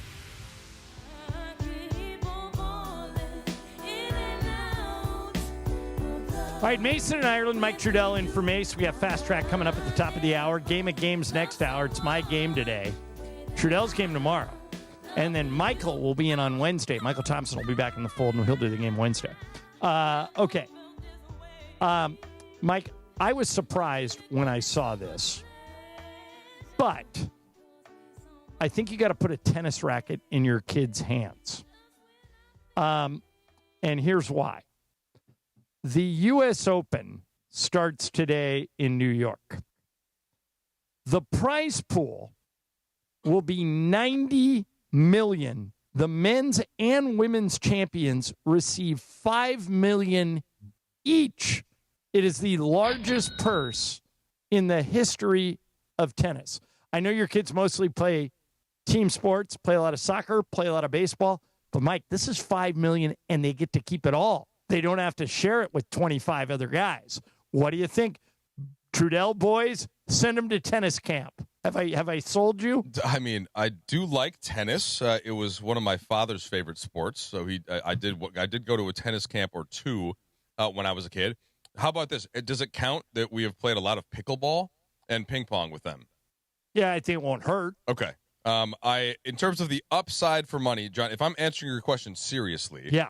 I, as somebody like you that has been working in professional sports for a long time, I have a very particular insight into what it takes physically, mentally, all of it to actually get to the top of a field. And I have made it very clear to my boys that it is very difficult to do so. Like when I was a kid, my parents never did I was like, hey, look at John Stockton. I think I could do that. Right. And they never said, actually, that's going to be tough. So they kind of let me dream that dream. And then eventually I realized, oh, wait, Bob Costas and Marv Albert, the guys that are calling the game, I'm pretty good for my local team, but, blah, blah, blah. You're probably not going to be John Stockton. Now, I was able to go play college and play soccer in college. So I even once I got there, I realized, okay, there's another level to get to be a professional. Right. And so I honestly, I think I probably told my boys, I've probably been too hard on them on kind of their dream without dismissing it, just letting them know like, oh, okay, if you think you're going to be that good. So to get back to your tennis point, to be an actual tennis pro, like one of these guys that are winning these tournaments, first of all, you're probably somewhere between 6'3" and 6'6". Well, Carlos Alcaraz isn't. Well, and he's the American players that are mostly out there. Like, sure, you might get the clay court Spaniard or kind of the all surface player, right? But you have probably been hitting since the womb, professionally, and not playing any other sport. So I'm not disputing, and I think it's probably the same way for golf. Like, those are the types of sports where the reps got to come early. You don't hear a lot of stories about, like, let's say, take a Joe Mauer. People probably know he was an All-America at 3 sports in high school. No one was like, you know what, Joe? I get that you're great at all these sports. You're probably going to go number 1 overall in baseball, but here's a tennis racket. Now, had you done that to Joe Mauer when he was 3, he probably could have been a guy. Right. But I think that they're at age nearly 11. I think it's probably too late for my boys. Well, what about Riggs?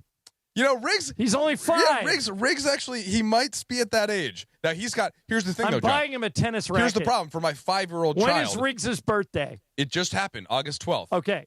Here's the problem. I'm giving him a delayed tennis gift. He has signed up for baseball and soccer this fall.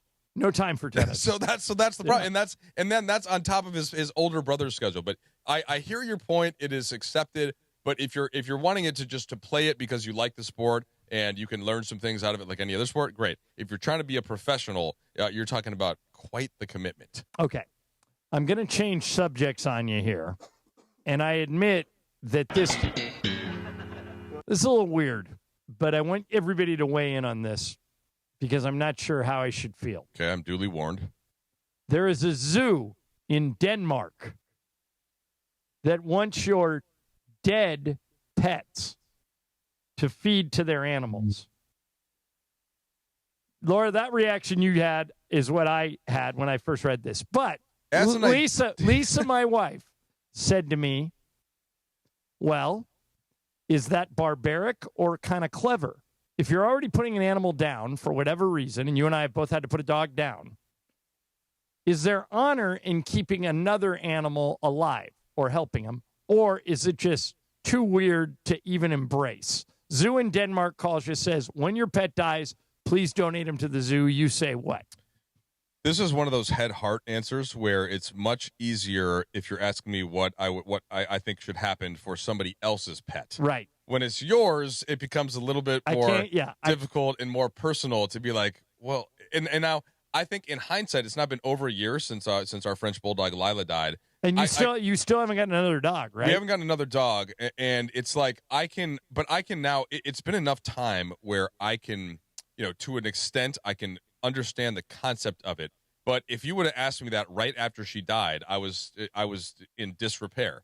We had just been bawling for the whole day. So I think it's very easy to say that as a concept. But for somebody that has like one pet, like you and I have had one at a time, a dog, I think it's a pretty difficult sell. Laura, what say you? Dead pet. Can I have your dead pet? No, you cannot. I've put 3 dogs, that they passed or we had to put them down. It's one of the toughest things that you'll go through. I mean, I know there's other stuff, but for me personally, it was really tough. And no, I'm not going to give my dead pet to no other animal. Like, I'm sorry. He's getting cremated.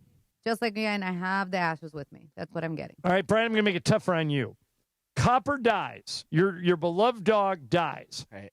And the zoo calls you and says, you've got to pay probably $200 to put Copper down.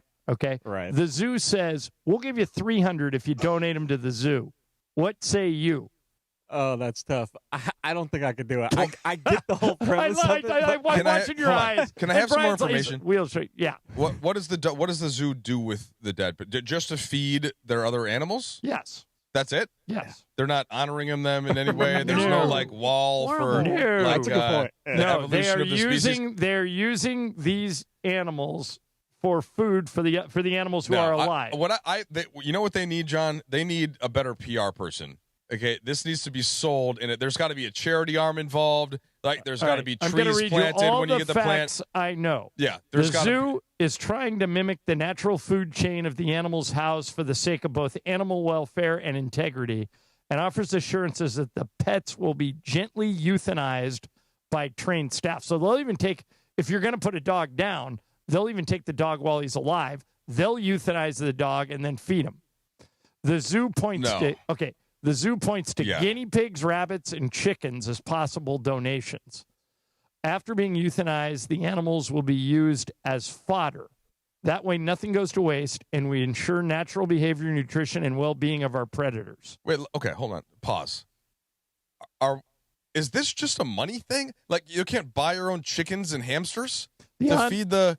I don't get it. The online call for pet donations is accompanied by a picture of a wild cat baring its teeth with its mouth wide open and a link to the zoo's website, noting that the facility is also interested in receiving horses. I mean, look, the hippo's got to eat too, John. Cappy's racehorse makes him $1 million, and then he feeds him to the mountain lion. Well, what about... Remind me to bring... Is Cap working today?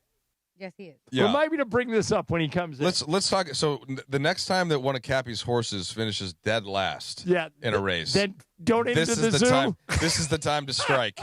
And we should, but again, I can't do it. But John, what the zoo needs, they need somebody like you who, again, if you don't know John, and you do, if you're listening to Mason Ireland, the longest running sports show in SoCal. We've been around for a while. Yeah, but like John wanted to be and still wants to be the press secretary at the White House. Okay, take politics out, just that as the job. John, and so they need somebody like you who can pitch this better as to why it's going to benefit. And I would like you to craft your pitch, John, before Cappy comes in to see if we can get him to send his horses to, where is it, Denmark? Yeah. Yeah. Do they at least give you like a Lego figurine of your pet? I don't think so. Well, Lego headquarters are in Denmark. Couldn't they? This is what I'm saying. We need to build incentives into this. Wait, give them a Lego and then they'll let their dog. Well, no. But If the Lego get Lego involved, the Lego factory. There's it does need a positive. That's spin. what I'm saying. This goes. You're we're going to right. donate this to hunger of children in this country, and also you're going to get like a life-size figurine of your dog, specially made by Lego at the Lego factory. So when Cappy drops his horse off, he can come back. They will ship him, 10,000 brown pieces so he can assemble his horse when he gets back to SoCal. Yeah, I don't think this is going to gain any traction. I think it's too weird. I think most people are going to react the way Laura did and just be disgusted by the whole thing. I'm not giving up. I should have done it yet. on air, but I was like, Yeah. what? All right, so coming up next is Fast Track. If you're just joining us, we brought it back a few weeks ago. We'll get Laura to throw a bunch of stuff at us. We'll get Brian to throw a bunch of stuff at us, and we will do it next. Final hour of the show right around the corner. Game of games. Today is my game, and anybody can win. What's your game on? My game, it's about summer. Ooh. Okay. It's a summer-themed game. Okay. And that's all coming up in about 45 minutes. Mason in Ireland, Mike Trudell in for Mace, ESPN LA. All right. Be sure to join 710 ESPN for our summer tradition at Hollywood Park Casino, the ultimate fantasy football draft party. You can win a spot for you and 3 friends once you hear the cue to call. It's all happening Thursday, August 28th at Hollywood Park Casino. It's going to be a party. Listen all week for a spot in the ESPN LA Fantasy Football Draft Party. The fun way to drive home is with Sedano and Cap. Coming up today at 3 p.m. Marcus, George Sedano, Scott Kaplan with you here. Thanks for taking the time, buddy. What went into the decision in regards to you joining the Lakers? For me, it's being able to get back into that mode of, being on a big stage, making an impact, and, helping the team win. And now, let me ask you this. How much or how instrumental was Luka in recruiting you over here? Oh, he's big time. The fact that, a player of his caliber, checking in, and trying to see, what he can and how I can get over here to join, him and LeBron and everybody else on this Lakers team to come over here and, help do something, make an impact, to do something great. We understand that we play this game to win championships. Sedano and Cap on 710, the fun way to drive home. Sedano and Cap. Park, party, and play at Hollywood Park Casino, LA's hottest card room. Pre-game with friends on game days inside Century Bar and Grill and enjoy daily lunch specials or catch up over a late-night dinner. Step into Ray's Lounge and enjoy live music, DJs on the weekends, and savory crafted cocktails. The only spot where you can park, party, and play 24/7. Hollywood Park Casino now open. Located next to the Forum and SoFi Stadium and the all-new Intuit Dome. For more info, go to playhbc.com or follow them at PlayHBC. Must be 21 plus to enter. Don't navigate the legal system alone. Hey, it's Travis. At the personal injury law offices of Joseph S. Normand, they will fight tirelessly to get you the max compensation you deserve. Joe and his team understand the emotional and financial toll that an injury can take on you and your life. Call 213-747-2000 or visit normandlegal.com. The law offices of Joseph S. Normand have helped thousands of people like you recover millions of dollars in settlements and verdicts. Visit normandlegal.com or call 213-747-2000. Your recovery is their priority. Are you ready for amazing golf at one of the best courses in Southern California and to be part of raising money for an incredible cause? It's time for the 4th annual Give Back Golf Classic, Friday, August 29th at the stunning Black Gold Golf Club in Yorba Linda, benefiting the Folds of Honor Foundation. Folds of Honor, they have a mission to empower deserving military families with educational support and opportunities. Register to play now at blackgoldgolf.com/FOH. Plus, there are still sponsorship opportunities to be part of this amazing event. blackgoldgolf.com/FOH. College football is back, and the Coliseum is the place to be. USC football takes on the best in college football, with home games against Michigan, Michigan State, Iowa, and crosstown rival UCLA. Don't miss a single snap, a single touchdown, or the roar of the Trojan Nation.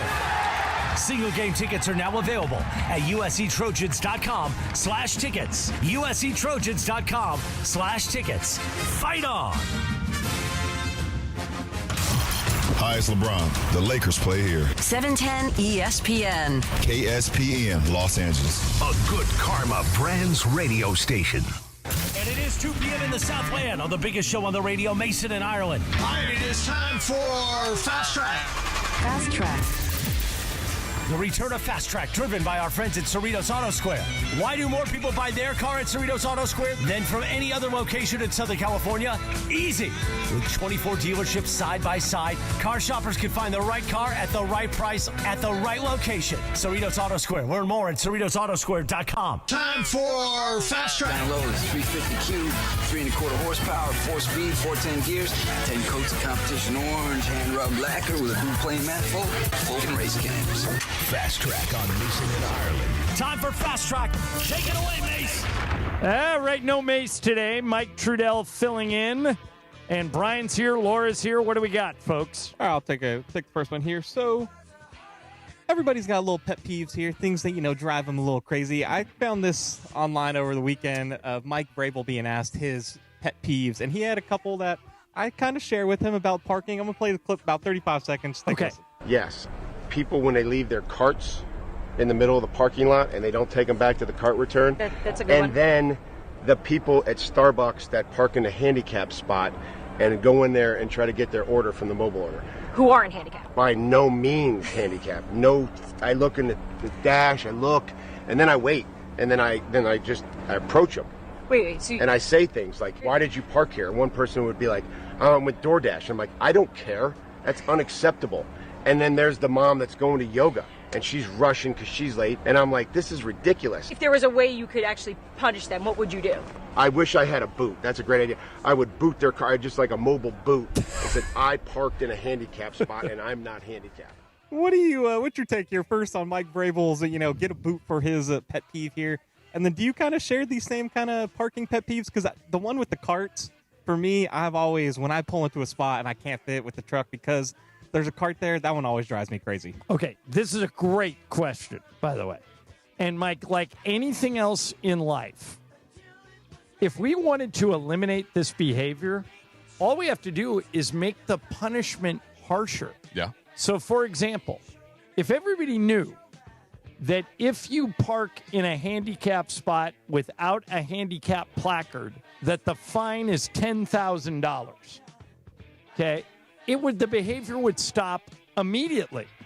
I'll give you an example. When I lived in Texas, people were violating the hunting laws, okay? So, like, they would hunt at night, which you're not allowed to do, and it's super dangerous because you're firing guns at night. Or they would putting at night, or with the 15-year-old daughter of the knee. But they made a law in Texas, and now I think most states have this law, that if you get caught violating the hunting laws, for example, if you're hunting at night or if you're hunting out of season, okay, they're allowed to not only throw you in jail, but confiscate anything that was involved in the hunt. So they take your gun, they take your truck, they take your ammo, they take everything. Okay. Nobody violates the hunting rules prohibitive. now. Right. But until they do that, what's the incentive for people other than, like Mike Vrabel sounds like he's morally strong here. I would just feel too guilty parking in a handicap spot. Yeah. But what's the incentive not to, Mike, if no one ever writes me up for it or the punishment is minimal? No, it's a good. This is why it's a good question, because we can make either argument. Although not in the handicap parking spot. I don't think anybody's going to try to argue that whatever, it's just a handicap spot. I think and Andrew Bynum would, but other than him, no. Yeah. I think I'm not completely against the occasional double park. You never know what somebody is going through, but I agree with Vrabel. Like if it's just somebody who's late to their yoga class, right? That's different from somebody that's late to get to I don't know their a certain job or like picking up their kid at school, leaving their kid somewhere. But then, John, the counter argument to that is, well, then don't get your Starbucks then. Yeah. If you're going to be late for school. So I just, the occasional double park is fine as long as it's not in a handicap spot. I don't think, though, Brian, that you can go to the boot as a punishment because then the car's still Right, there in that's the a good spot. point. Yeah. Right? So that's why John's idea then is it's more about like the ticket. But do any of us want more traffic cops out there? Listen, I people don't think we do. care because me and Brian are so aligned. Today, I had a gripe with this that I wanted to bring up because I have a handicap pass. I had knee issues, whatever, right? So in my apartment complex, there's always people without the handicap pass or an expired one or whatever that are parked. And there's only like 4 spots for handicap. So I've told I'm going to call up the LA dot whatever, and it's going to be on y'all because y'all don't want to do anything. And this guy's like, well, there's no parking here. You can't park there. Right. That's not your problem that there's no parking there. But I'm going back to my other thing. You can curb behavior of any kind by just making the punishment harder. A great example of this is Mothers Against Drunk Driving. In the 60s and 70s, a lot of people drove and drank and drove. And it was, everybody would say, oh, that's too bad. Well, when kids started getting hit and getting killed, Mothers Against Drunk Driving made it so bad if you drive drunk that it's now you lose everything. You lose your license. You can, lose your car. You get prosecuted to the full extent of the law. And now DUIs are way down since MAD came along. If you wanted to end this handicap parking thing, just make it so punitive that nobody will do it. Fast track. All right, guys. So on this day in 1982, the longest game played at Wrigley Field happened in Chicago. It went 21 innings before the Dodgers defeated the Cubs 2-1. So if you guys were caught in a game that's obviously you don't know how long it's going to go. This was 21 innings. At what inning are you like, all right, I don't care, I'm out? Like, what's your inning that you would dip out? Because Brian left obviously preseason, but then the game ended up being for me, if it hits the 11th inning, I'm out of there.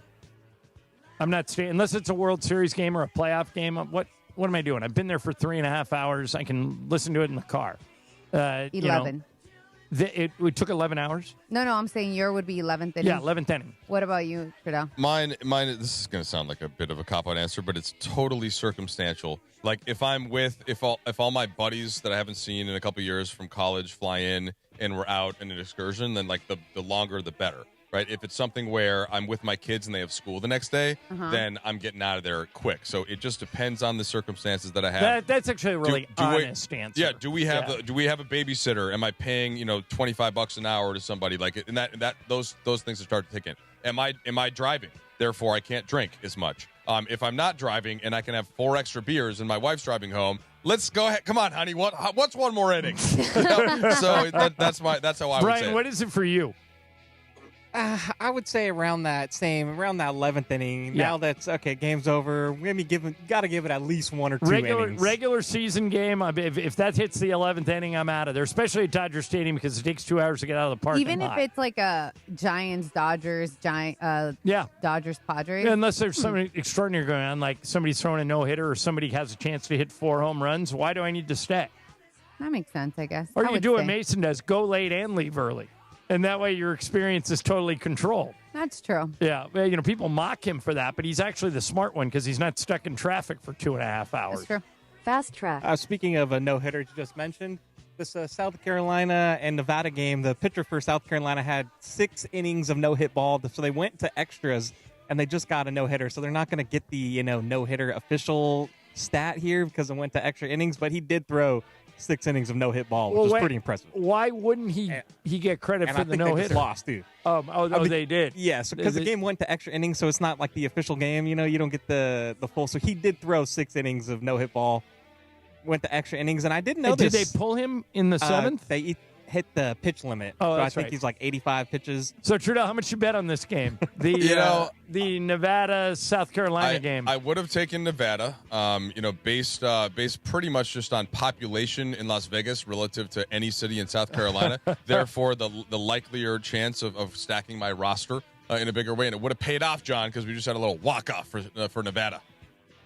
So my question here, I don't know if you guys saw this viral video yesterday coming out of the minor league baseball. Victor Robles is in his rehab start.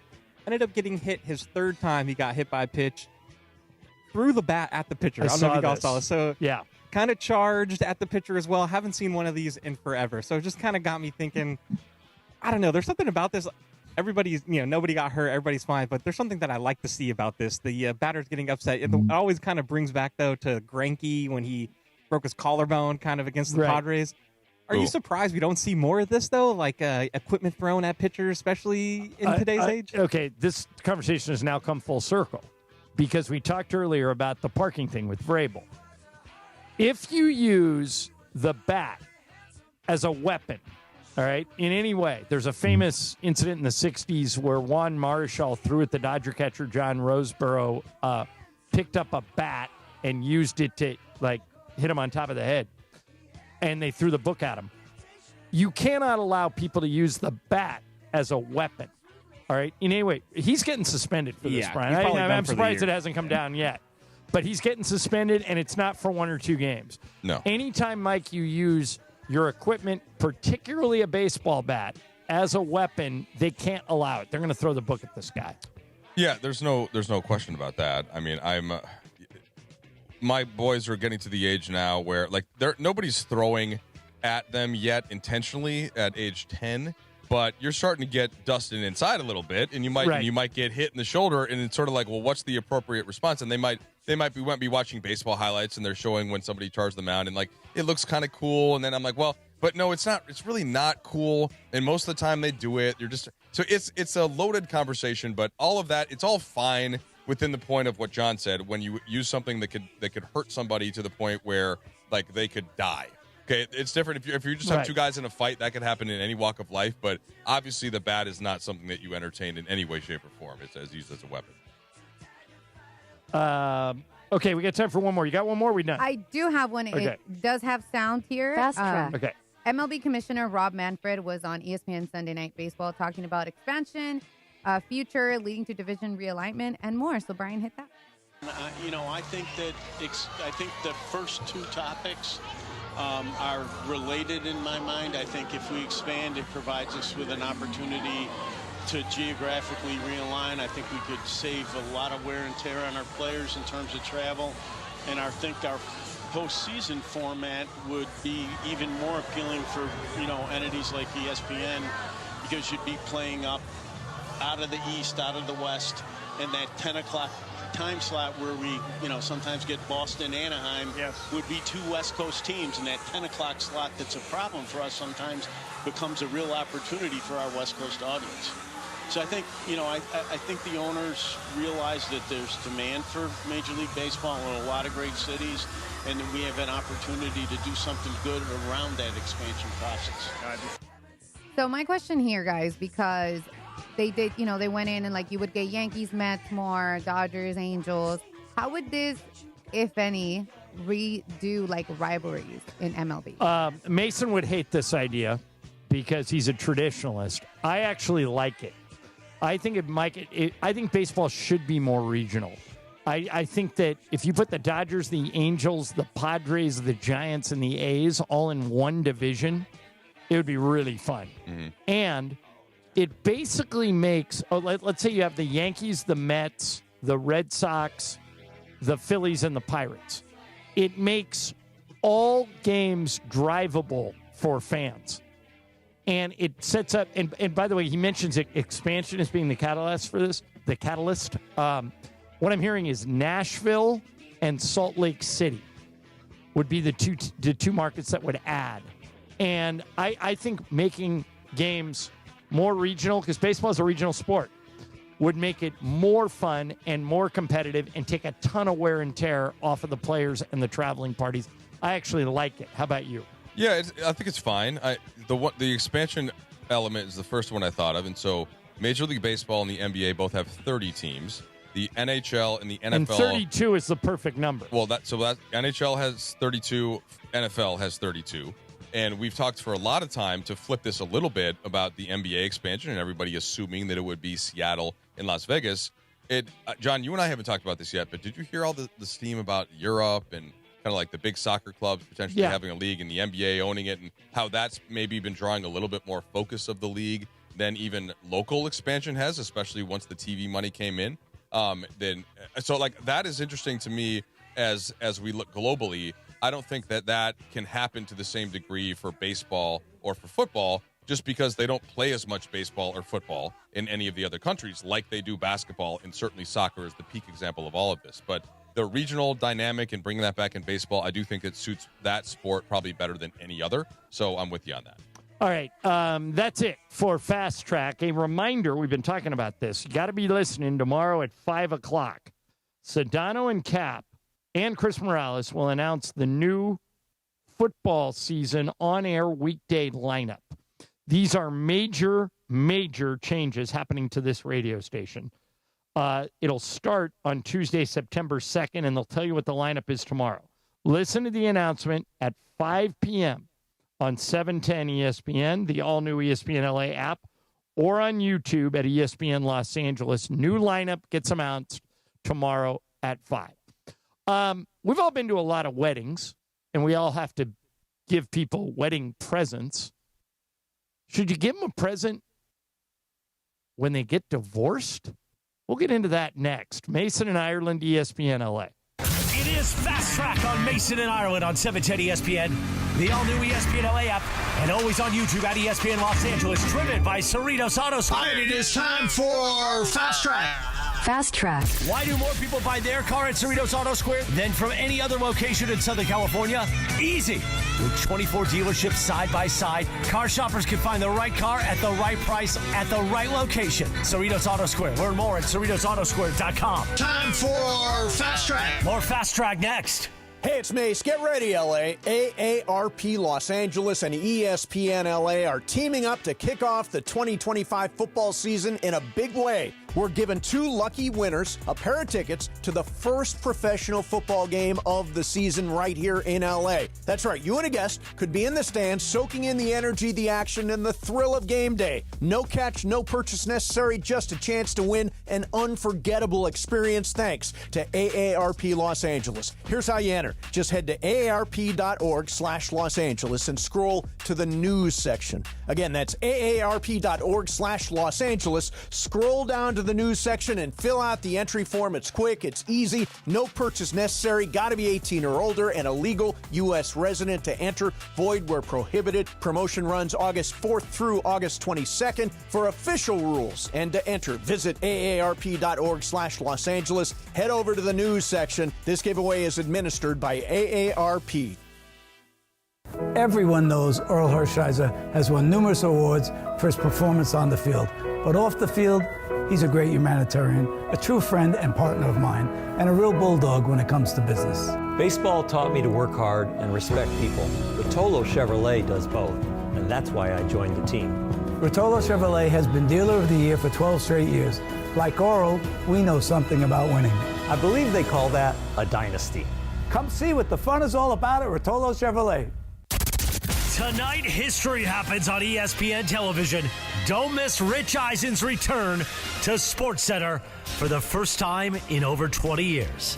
Rich Eisen hosting SportsCenter tonight at 8 p.m. on ESPN TV, right after Monday Night Football. I can't wait. I remember growing up watching Rich do SportsCenter, and Rich Eisen's back on SportsCenter tonight at 8 o'clock after Monday Night Football, tonight on ESPN. Pechanga Resort Casino is giving away $1 million in August. Win your share of the $1 million in prizes by using your Pechanga Club card when you play your favorite slots or table games to earn entries. Then, be at Pechanga Resort Casino every Saturday in August to activate your entries for the weekly drawing. You could be one of the many winners of the $100,000 in cash, and thousands in easy play is also up for grabs. Must be present to win. Visit Pechanga.com or call 888-PECHANGA for complete details. Must be 21 or older with valid ID to participate. Actual price will depend on product and subscription plan. Featured products are compounded drug products, which the FDA does not approve or verify for safety, effectiveness, or quality. Prescription products require an online consultation with a healthcare provider who will determine if appropriate. See website for details, restrictions, and important safety information. Want a boost in and out of the bedroom? Hims has you covered. Introducing a new 2-in-1 approach to level up your game. Tadalafil for better bedroom performance and zinc for testosterone support. Put it all together and you've got what you need to turn things all the way up. Getting started is simple. Just go to hims.com/joy to start your free online visit. Through Hims, you can access ED treatments including pills, chews, and more. 100% online. No office visits, no pharmacy lines. Just fill out a simple intake form and a licensed medical provider will determine if treatment's right for you. If prescribed, it ships free and discreetly to your door. Find affordable treatment options at up to 95% less than brand names at hims.com/joy. That's hims.com/joy, HIMS.com/JOY. Fast Track. And it is Fast Track on 710 ESPN. Mason and Ireland on the all-new ESPN LA app, 7:10 a.m. and always on YouTube at ESPN Los Angeles. Fast Track now back in the 2 p.m. hour on Mason and Ireland, driven by Cerritos Auto Square. Why do more people buy their car at Cerritos Auto Square than from any other location in Southern California? Easy. With 24 dealerships side by side, car shoppers can find the right car at the right price at the right location. Cerritos Auto Square. Learn more at CerritosAutoSquare.com. Once again, back to Fast Track and back to Mason and Ireland on 710.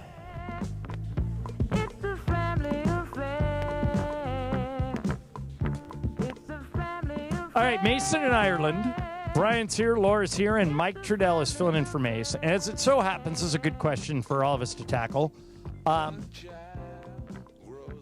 Mike, I was at your wedding in Minneapolis. Thanks for coming, John. In what was fun? In what year did that take place?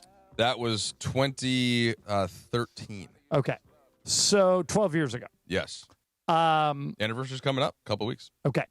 So, yeah, you got married on like September 1st or 2nd, right? August 31st, yeah. Oh, yeah, right around that time. Okay, so, and Brian, you got married last year. Last December. Yeah, okay. So, in both of your cases, I gave you guys wedding presents, okay? Probably cash, knowing me. And yeah, it's an excellent wedding present. Okay. I'm sure we were both very thrilled. Yeah. If, and I don't wish this upon any of you, and I'll throw myself in this. I've been married since 1999. You married up. If one of us got divorced, apparently a thing. This is a girl. The story was in People magazine. She was married for 13 years. This woman's name is Becca. When she got divorced, she set up a divorce registry. In other words, I don't like it, John. To help her get back on her feet. So I'm assuming she sent this divorce registry to all of her best friends, many of whom were at the wedding. So, Brian, if Trudell and Annie, God forbid, were to get divorced, and Trudell sends me a note and he says, hey, guys, bad news. Annie and I split up, set up this divorce registry. If you can help out, please do. How do I play it? It's a good question, honestly. Initially, like appalled by the idea, but when you break it down, not bad. I don't know. Laura, I think I would give. How do I play it? Trudell sends me a note saying, my wife and I are splitting up.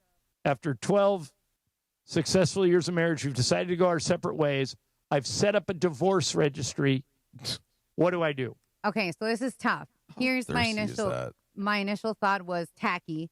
But then it is. But here's the thing. If you're really good friends with Trudell, I would think you want to help anyways. Like maybe not through a registry, but you're like, yo, bro, you need anything, I got you. I think that's the answer. You know what I mean? Mike, if I were to say to you, Lisa and I are splitting up. Mm-hmm.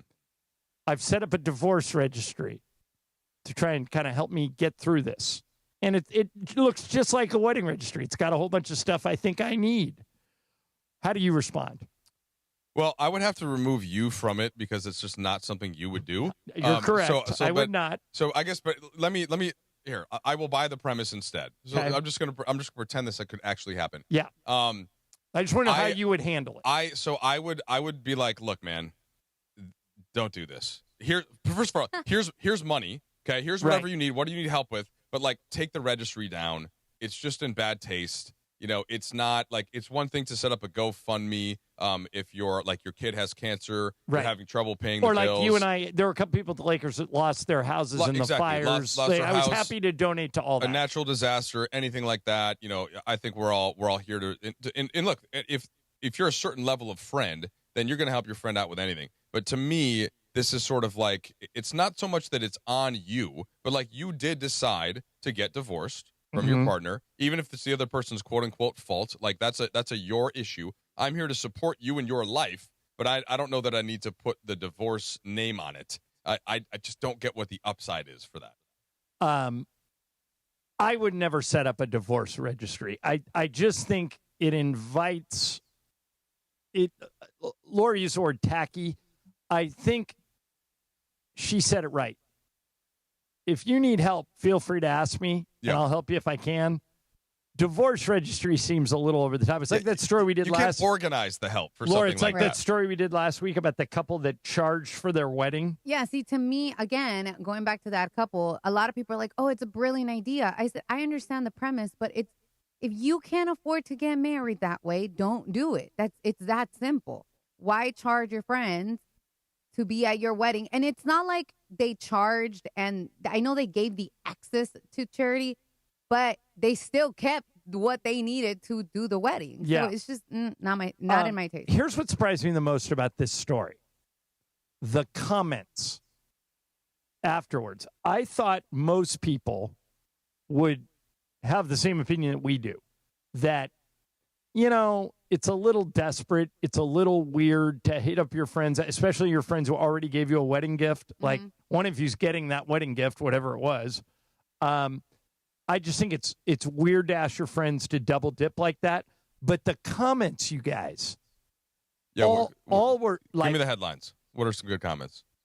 Super supportive. Oh, really? Of this idea. Here, I'll just read some of them to you. Why are we so against helping others?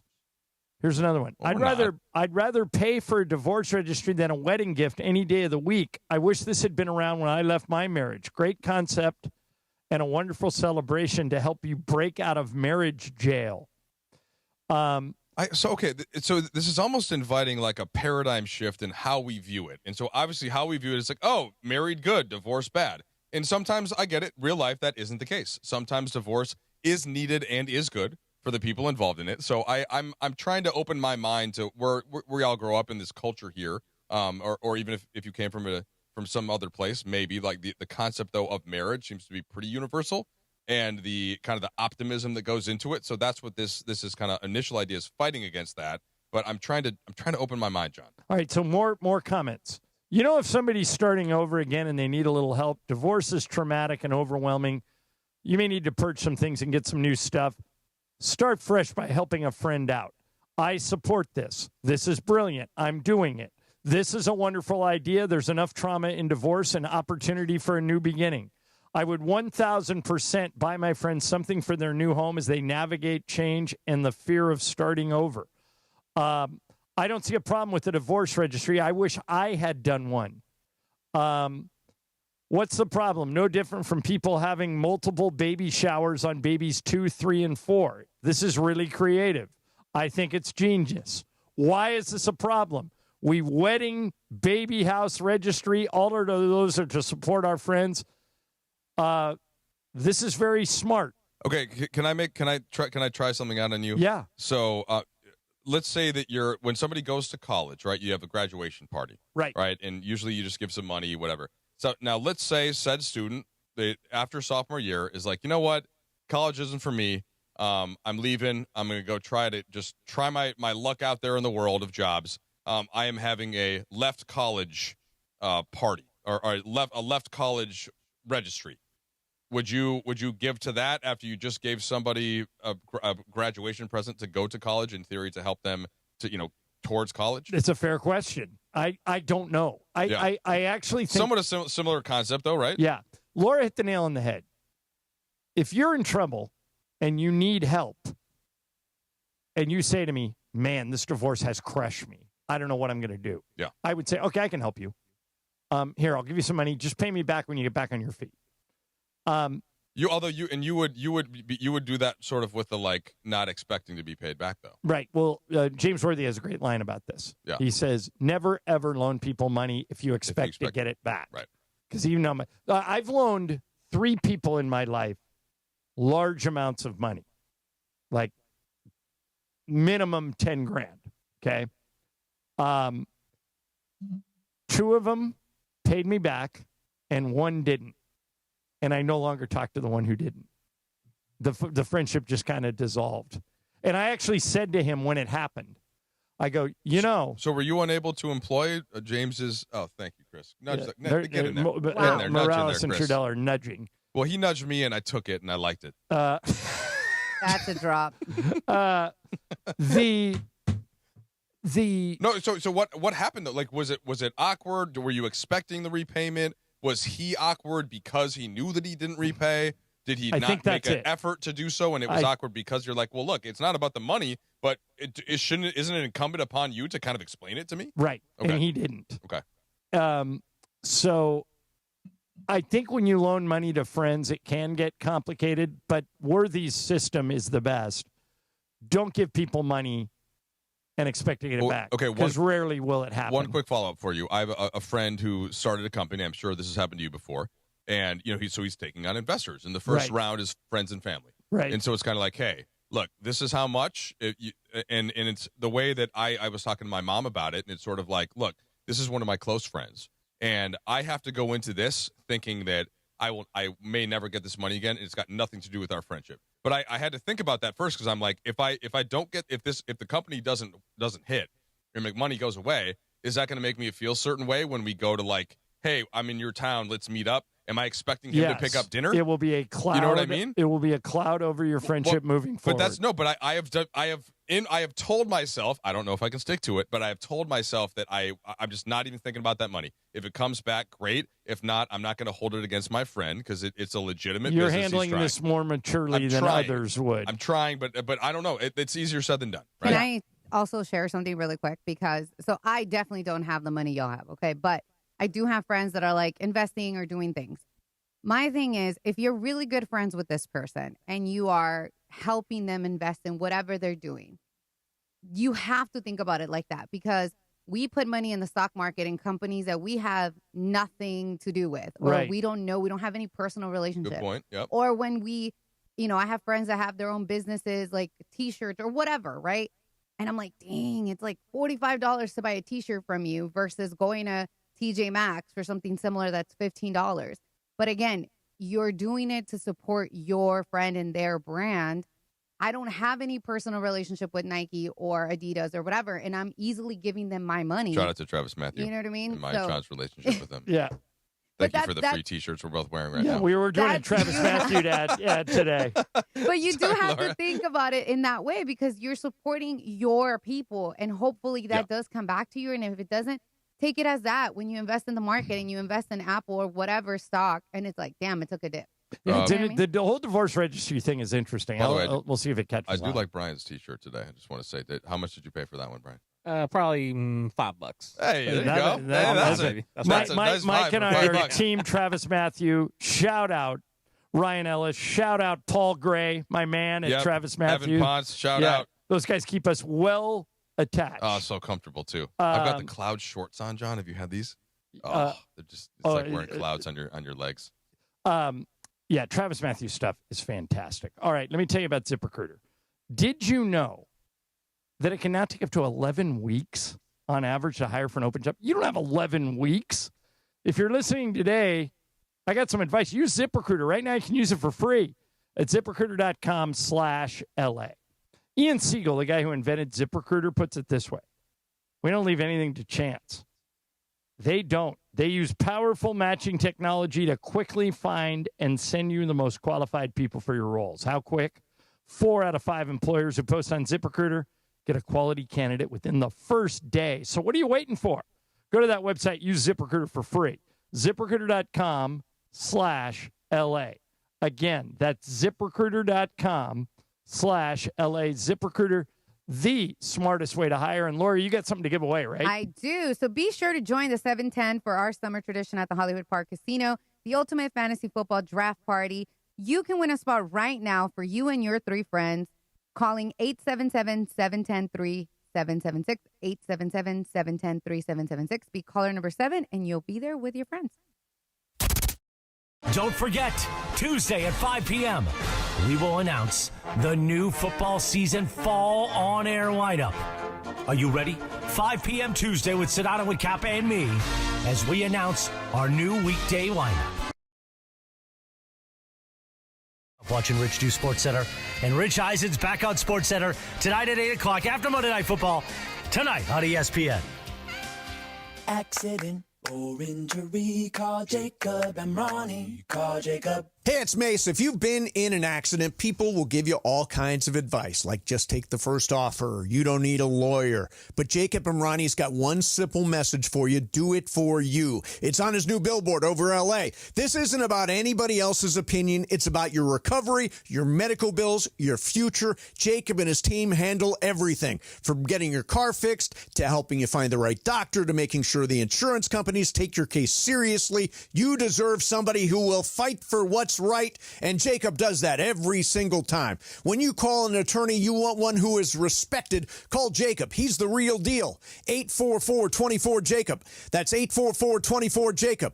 844-24-JACOB. Or remember, call Jacob.com. Jacob, proud partner of the Rams, the Lakers, and LAFC. Accident or injury, call Jacob and Ronnie. Call Jacob. You know that feeling. You're finally asleep and bam, a leg cramp comes out of nowhere. Look, I played through pain, but waking up with a leg cramp at 3 a.m., that sucks. So I don't mess around anymore. I keep Highland's Leg Cramps PM on my nightstand. No groggy side effects, no harsh meds, just a fast, effective relief that lets me sleep through the night without the Charlie horse surprise. Get the sleep you need with Highland's Leg Cramps PM. Get it today at Walmart, Walgreens, or CVS. Highland's Leg Cramps PM, because you don't need a midnight workout.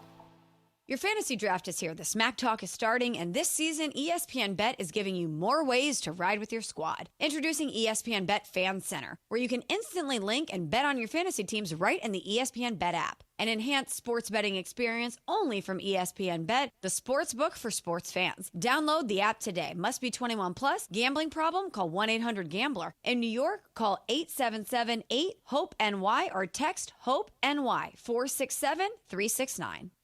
A SoFi personal loan is here to help you achieve something once thought impossible, overcoming high-interest credit card debt. Walk the tightrope of your finances with one low, fixed-rate monthly payment, no fees required, and as soon as the same-day funding. That's right. Pull off your own debt-defying stunt with a SoFi personal loan. Visit SoFi.com/trick to learn more. Loans originated by SoFi Bank, N.A., member FDIC. Terms and conditions apply. NMLS 696891.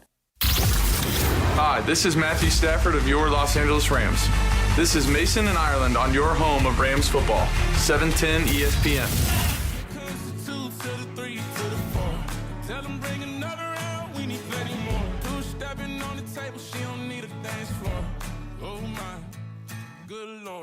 All right, Mason in Ireland. Mike Trudell is in for Mace. We got Game of Games coming up in about 5-10 minutes. Yes, on the summer. Yes, it is a summer game. I've been trying to prep, but I'm like, what am I supposed to Google? It's summer trivia, so I decided not to. Yeah, probably wouldn't have helped you. No. It's pretty obscure. I think anybody can win it. All right, so I was stunned by this, Mike. I sent you this story this morning. So Damian Lee, who is married to Steph Curry's sister, told a story last week that shocked me. He says they used to play together at Golden State.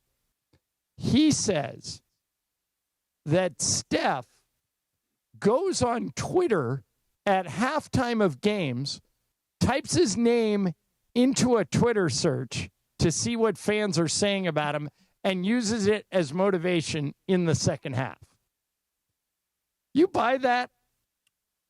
I buy that maybe it happened once or twice.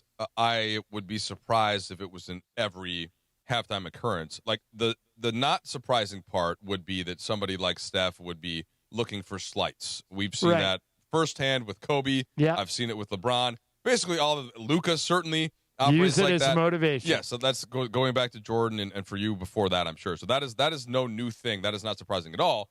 The surprising part, I guess, is the way, like, I don't think people realize, and clearly, that Steph is a killer. Because he's nice and he smiles. But and he calls himself the petty king. Yeah, like he's petty. But he doesn't act like it. Right. Right?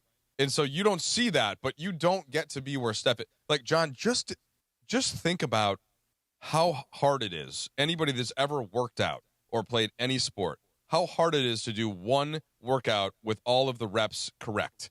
And think about how many more of those Steph Curry has done just shooting the basketball. Right. Forget about strength. Forget about ball handling. Just the sheer repetition that it takes to be the greatest shooter in NBA history. Like, you have to be a savage person, an absolute psycho competitor. And he is. He just doesn't look like one because he smiles. Like, he makes me think of my mother. You've met my mother.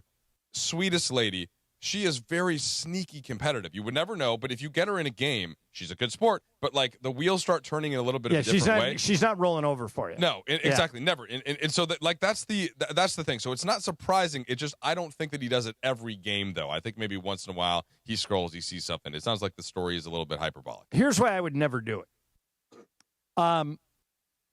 If I'm doing a Laker game, broadcasting a Laker game, I get roughly the same amount of compliments as complaints, but I get a lot of both. I don't want to check them at halftime because I don't want that in my headspace, either the good stuff or the bad stuff. It just seems to me that Chauncey Billups told a story last week. He was on a podcast, and he said one of his players had a big dunk in the first half. He's the coach of the Trailblazers. Had a big dunk in the first half, and one of his PR guys, came up to Chauncey at halftime and goes, "Hey, look, our guy just posted his own dunk on social media at halftime." And Chauncey goes, "We're down by 18 points. I can't believe he did that." And he walked over to the player and goes, "Take it down right now." He goes, "You can't be gloating or worried about social media. We got a game to win. Yeah. What are you doing?" I know some coaches that have basically said, like, it's not a hard rule, like, we're going to take your phone, but I better not see your damn phone when we're in the halftime I'll locker take it a step further. I've told this story many times on the show. But Brian Shaw, when he was an assistant for the Lakers, got a job as the head coach of the Nuggets. Yeah. And so I knew somebody on that staff, and they told me this story, that Brian walked into practice after a tough loss, and he said, "Hey, guys, I'm going to institute a new rule. The equipment manager is coming around with a big bucket. Put your phone in the bucket. It'll be right over there. But for 3 hours, let's give each other our undivided attention. You know, when I give you guys a water break, I don't want you running over and checking your phone. I don't want you, scrolling through anything. I want you, just like a game, I want 3 hours of undivided attention on basketball." Seems totally reasonable, right? No, not in this day and age. Two of the players on the team, two of the best players on the team, went to the owner and said, because of that story, "Brian Shaw doesn't understand the modern player, man. He's got to go." And the owner fired him. Not specifically because of that story. They had a losing record and some other things were going wrong. But that's how the players reacted. Rather than to say, "Okay, I'll give you 3 hours of just focus on basketball," which to me seems not only reasonable but smart.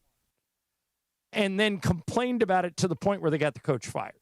That's the difference between a player in 2025 and a player in 1975. 1975, the coach would just make you run and tell you to shut up. But it's a different world. Well, this is just right. Like, sports is a reflection of reality, like anything else, and so now it's kind of like, at what point do you let your kids look at social media. And as a parent, I think you always want to put that off as far as you can. Yeah, do any of your kids have phones yet? No, nope. The 10-year-olds, I think what we're going to get them soon, though, is like an Apple Watch, so we can track their location. They can call us on it. They can text their friends, but it's obviously just text and call. There's no, you can't bring up Instagram or anything on it. My nephew, who's 5, just got one 2 weeks ago for his birthday and loves it. The watch is a happy medium thing, and I think you try to put off the phone. I know some people are doing like dummy phones where you could basically only talk and text, and you can't go up on. So it's related to that. But at a certain point, you also want them to be able to, in a healthy way, consume some social media and recognize some people are going to talk smack, and that's okay. You have to be able to put it out. Some people are going to talk smack, and you can use it as motivation. Like, this is the world, but how do you? And Steph Curry knows how to manage it at this point. And I think that Steph Curry's managing it is not to stare at it for the entire halftime, which is the way that it sounds like in this story that Damian Lee told. But for if Steph or a player of LeBron's caliber or Luka, if they look and they see and they pick out the one negative comment out of probably 99 positive ones, and they want to use that, okay, I get it. That's a competitive edge they're searching for. All right, coming up next is Game of Games. My game today, we'll give you the standings. Laura, we need one more player, okay? We'll do it all next. Mason in Ireland, ESPN LA. 710 ESPN and the all-new ESPN LA app. Proud to announce our new multi-year agreement with the Los Angeles Rams. Hello, this is Puka Nacua of your LA Rams. The Rams play here. Hi, this is Devontae Adams of your LA Rams. The Rams play here. LA's mega sports station, 710 ESPN. Listen to every Rams game on the all-new ESPN LA app. Rams football remains right here on ESPN LA for years to come. Hi, this is Matthew Stafford of the LA Rams. We're proud in the Southland to be your home of Rams football.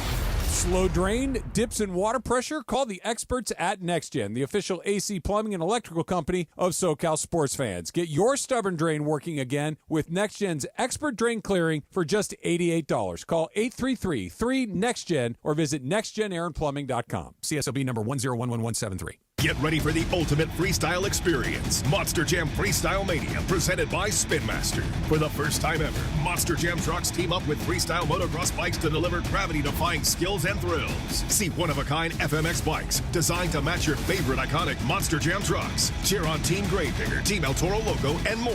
2 times the freestyle action, full sad family fun. Coming to Crypto.com Arena this weekend. Brought to you by BKT Tires. You have to see it live, so lock in your seats today at monsterjam.com. And don't forget, soccer fans, this one's for you. It's a Soccer Dream Ticket presented by San Antonio Cardinal. Your chance to win an unforgettable trip for 2. We're talking 2 tickets to the final match, plus hotel and round-trip flights. Enter your chance to win SoccerDreamTicket.com. That's SoccerDreamTicket.com, brought to you by San Antonio Cardinal Wine, the perfect game day wine. Hey guys, it's Sedano. In the market for new flooring? Why pay more at big box stores? At Hernandez Wholesale Flooring, every day is a deal, no gimmicks. Call 866-62-FLOOR or visit them online at hernandezwholesaleflooring.net. No sale beats wholesale. Need assistance with door and window projects? The Home Depot can help.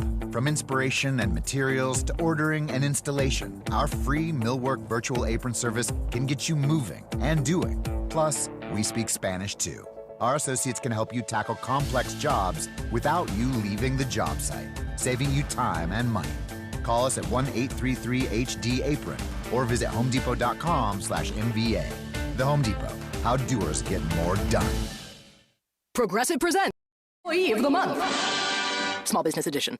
Today's recipient from Terry's Tiny Homes, Terry! Sure, as the only employee of her company, Terry was probably the front runner, but saving money getting personalized discounts with a commercial auto quote from Progressive, well, that gave Terry the edge.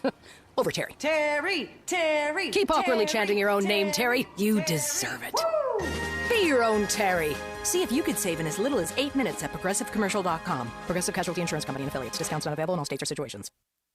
710 ESPN. And it is time for Game of Games on the #1 sports radio show in LA, Mason and Ireland. Game of Games. Game of Games presented by CallJacob.com. Call Jacob. Everyone loves a fighter, but in this town, winning matters, especially after an accident. So remember, anyone can fight, but CallJacob.com is here for you when you need a big win. After an accident, go to CallJacob.com or call 844-24-JACOB. That's 844-24-JACOB. We got the jingle. Call Jacob.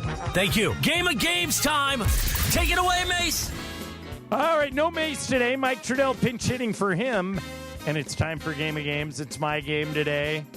We got 4 players. Brian Cohen, Laura Romo, Mike Trudell, and Parker Bell from the Kids in the Back joins us.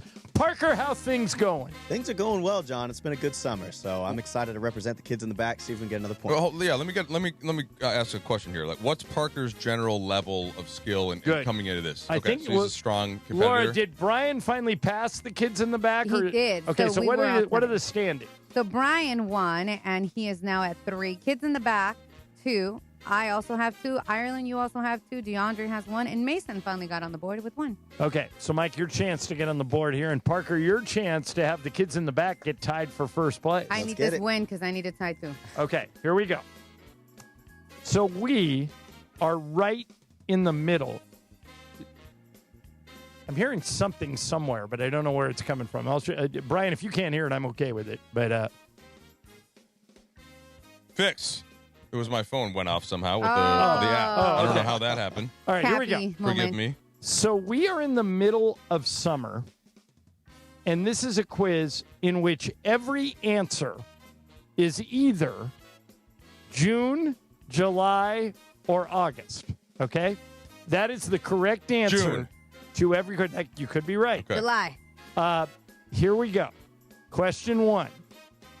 National Catfish Month, National Dippin' Dots Month, and National Panini Month all occur in this month. Is it June, July, or August, Brian? June. Laura. I'm also going June. Mike. Seems like July to me. Going July? Parker. I'm running June. Y'all missed it. It's August. What? Everybody 0 for 1. Oh, happy Catfish Month, guys. All right, there you go. Panini Month. Number 2. Julius Caesar, who is most responsible for the calendar we now use, he's the one who changed us to a 12-month calendar, was born in this month. Is it June, July, or August, Laura? I'll go July. Mike. Yeah, it seems like July. I'm with Laura. Parker. August. Brian. June. Parker and Brian, you're going to kill yourselves.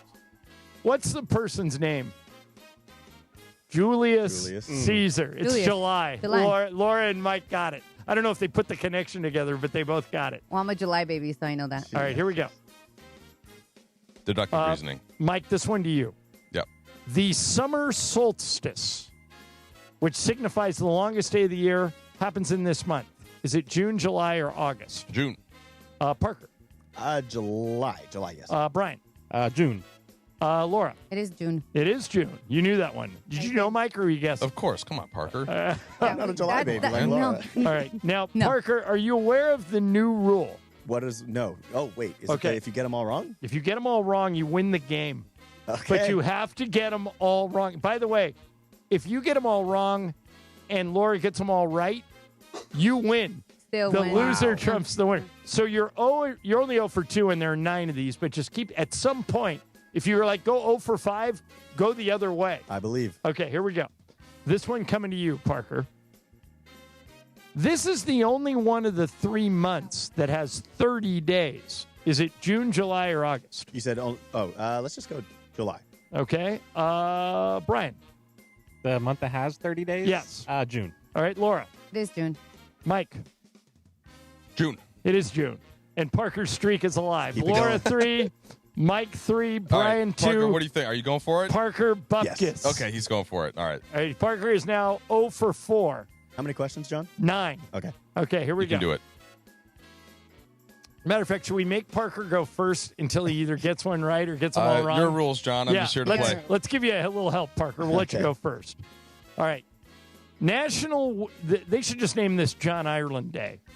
National Whiskey Sour Day and National Banana Split Day occur on the same month on the 25th. Is it June, July, or August? Parker, National Whiskey Sour Day and National Banana Split Day. June, July, or August? I love a whiskey sour. I'm going to go June. Okay. Brian. July. Let's go, Laura. July. Mike.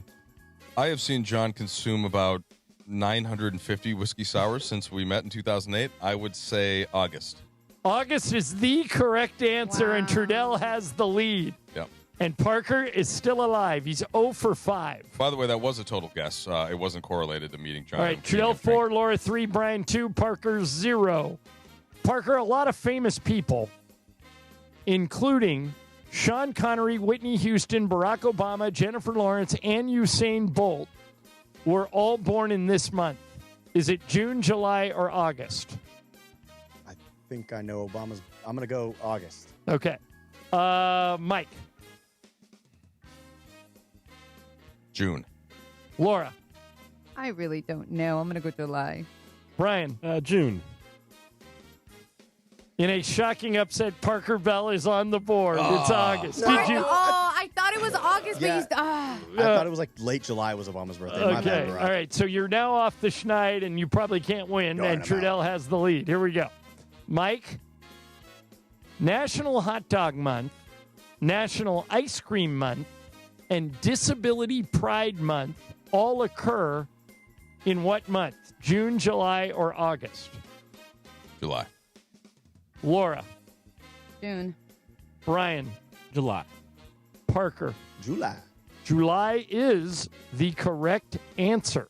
So, Parker's not dead yet. I'm out. Mike, no, you're not. Mike 5, Laura 3, Brian 3, Parker 2. Parker, by the way, I tried to subtly encourage you to go for the loss just to eliminate you as a potential winner. Yeah. That was why I was trying to do that earlier, so Getting we'll see if Buckus it is pays off. harder than you think. And there are 2 left, which No means, doubt. Parker, unfortunately, you're out. No.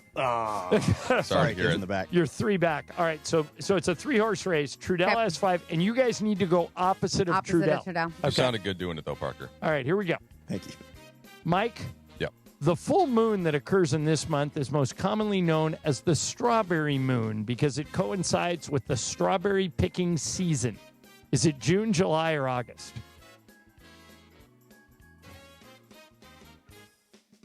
August. All right, Laura and Brian, you have to go different. Do you want June or July, Laura? July. Brian. I want June. June is the right answer. Laura's out. Brian, you are 1 back, and there is 1 to go. Okay? Here we go. Good job, Brian. I have a feeling Trudell may get this. We'll see. I'm going to try. Come on, 5 to Trudell. 4 in favor of Mike. Sorry, Brian. Mike? Yep. George W. Bush, Sylvester Stallone, 50 Cent, Kevin Hart, Pau Gasol, and the Dalai Lama Come were on. all born on the 6th day of this month. They all have the same birthday. George Bush, Sylvester Stallone, 50 Cent, Kevin Hart, Pau Gasol, and the Dalai Lama, born on the 6th day of the month. Was it June, July, or August? August. Brian, you need to go June or July. And I'll just tell you right now, you're alive. So Trudell has missed it. It's June or July. If you get it, you can force a tiebreaker. June or July? I'll take June. Should have taken July. Yeah, they were all born on July 6th. July 6th. All right, let's do the tiebreaker but just for fun. Parker, you're back in. All right, here we go. If you add up the ages of all of the people on that list I just mentioned, so George W. Bush, Sylvester Stallone, 50 Cent, Kevin Hart, Pau Gasol, and the Dalai Lama, what total number do you get? Mike, you've already won the game, so you're just playing for fun now. Total number of those 1, 2, 3, 4, 5, 6 people is what? 275. Parker? 315. You heard my answer. Laura? I said I'll say 320. Look at him saying 315. Brian? 251. Well, Laura, it broke in your favor. The actual answer is 389. Here are the actual ages. Dalai Lama is. George W. Bush, 79. Sylvester Stallone, 79. So they were born on the actual same day. 50 Cent, ironically, 50 right Curtis now. Jackson, shout out. Kevin Hart, 46. Pau Gasol, 45. And this was the hard one. The Dalai Lama is 90. Damn, Yeah, so you get 389. Trudell, you come in, win the game That's right, like guys. it's nothing. Backed into it with that last answer, but it's all right. We'll take the W. And coming up next, a little super crosstalk. We'll get Laura, is it Sedano and Cap? It is, sir. Okay, so they're joining us next, ESPN LA. Tonight, history happens on ESPN television. Don't miss Rich Eisen's return to SportsCenter for the first time in over 20 years. Rich Eisen hosting SportsCenter tonight at 8 p.m. on ESPN TV, right after Monday Night Football.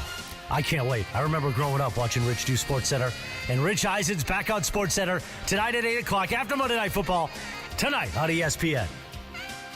You think you know football? Then prove it in the Circa Million Pro Football Challenge, kicking off from the greatest sports destination in the world, Circa Las Vegas. A guaranteed $6 million is up for grabs with a cool mill going to the winner. Come in last and you got $100,000 coming your way. It's $1,000 per entry, max 5 entries per person. Don't forget about Circa Survivor also, with $15 million in guaranteed prizes. Enter Nevada, play from anywhere, learn more at circasports.com. All right, we got a caller who says, I need to buy a car and I need to save money. Well, my friend, I've got one answer for you. The Cerritos Auto Square. It's America's largest auto mall. 24 dealerships, all the top brands, all in one easy location right here in SoCal. And here's the secret. These dealers sell more cars than anyone because they have low prices. And they can actually afford low prices because they sell so many cars. Check it out at CerritosAutosquare.com. Cerritos Auto Square. Have you been impacted by the Southern California wildfires, like Eaton and Palisades or other related fires this year? You're not alone, and you don't have to recover alone. Join us for the Ashes to Answers, a wildfire expert panel event, August 21st and 23rd at the Westin Pasadena. The event is free and hosted by the Rise Relief Project. We support those impacted by the wildfires with supplies, resources, and emotional care. Get real answers about insurance claim recovery, rebuilding your home, and your real estate options. Learn how to speed up your recovery and find out if you qualify for a wildfire class action lawsuit. Our team of experts, legal advisors, and community partners will be there, offering resources, support, and critical aid. In times of crisis, you need more than hope. You need help you can count on. Rise California. Relief, intervention, support, empowerment. Call 800-484-RISE or log on to risereliefproject.com to RSVP. Register now and receive a free gift at check-in to the event, August 21st or 23rd. 800-484-RISE. ESPN AM 710 Los Angeles. KRDC AM 1110 Pasadena, Los Angeles. K256CX 99.1 FM Pasadena, Los Angeles. It's the greatest segment in LA sports radio history. Oh my God. When the shows come together for magic on the radio. It will only grow stronger. Super Crosstalk. Are we ready for Sedano and Cap to join Mason in Ireland? Super Crosstalk begins. Super Crosstalk, presented by Coors Light. Coors Light, made to chill. It's time for Super Crosstalk. All right, this one's for you, Cap. Woo, woo, woo, woo, woo, woo, woo. The Monday Lovers.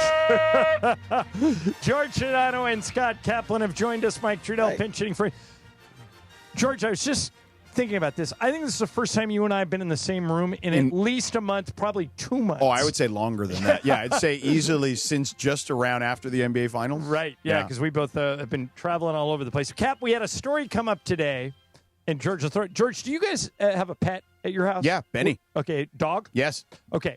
And Cap, you have horses, as we all know. Right, but I also have a dog, a little Frenchie, Got a Frenchie. named Jack. Shout out to Jack. Great Jack name. the Frenchie. Thank you, Michael. Hey, Jack. Okay, so we did a story today. I'm going to try and present this without comment. Just read you the facts. I want you to respond. Yeah. There is a zoo in Denmark that has asked the community, the people in the town where the zoo is, if they're going to put a pet down, whether it be a dog, a horse, a hamster, cat, don't do it. Donate them to the zoo. They will euthanize your pet respectfully, and then feed your pet to the other animals. And when I first heard this, I thought, this is barbaric and ridiculous. Wait, John, hold on. Don't weigh in yet. No, but I'm just going to give what my wife said, and then I'm going to let him comment. All right. But if you are using your pet to keep another animal alive for fuel for the other animal, is that noble? George, if I hit you with that thing, your pet, you're going to euthanize him anyway. Right. Okay. Benny is he's at the end of his road. Yeah. And you're going to pay to euthanize him. Instead, they'll pay you, and Benny helps another animal stay alive. What do you do? Yeah, I would do the latter. As weird as it sounds, if that were presented as an option, I would do that. Because I've put down a dog. I mean we've all have, I believe, in this room. And it's a brutal experience to deal with emotionally. Well, so if at least I feel like, on the other side, there's some benefit to another animal, I'd be okay with it. Now, Cap, the joke we told was you have a racehorse that wins you millions of dollars, and it's his time has come. Yeah. And he passes away, and the zoo calls and says, hey, Cap, I heard you're putting the horse down.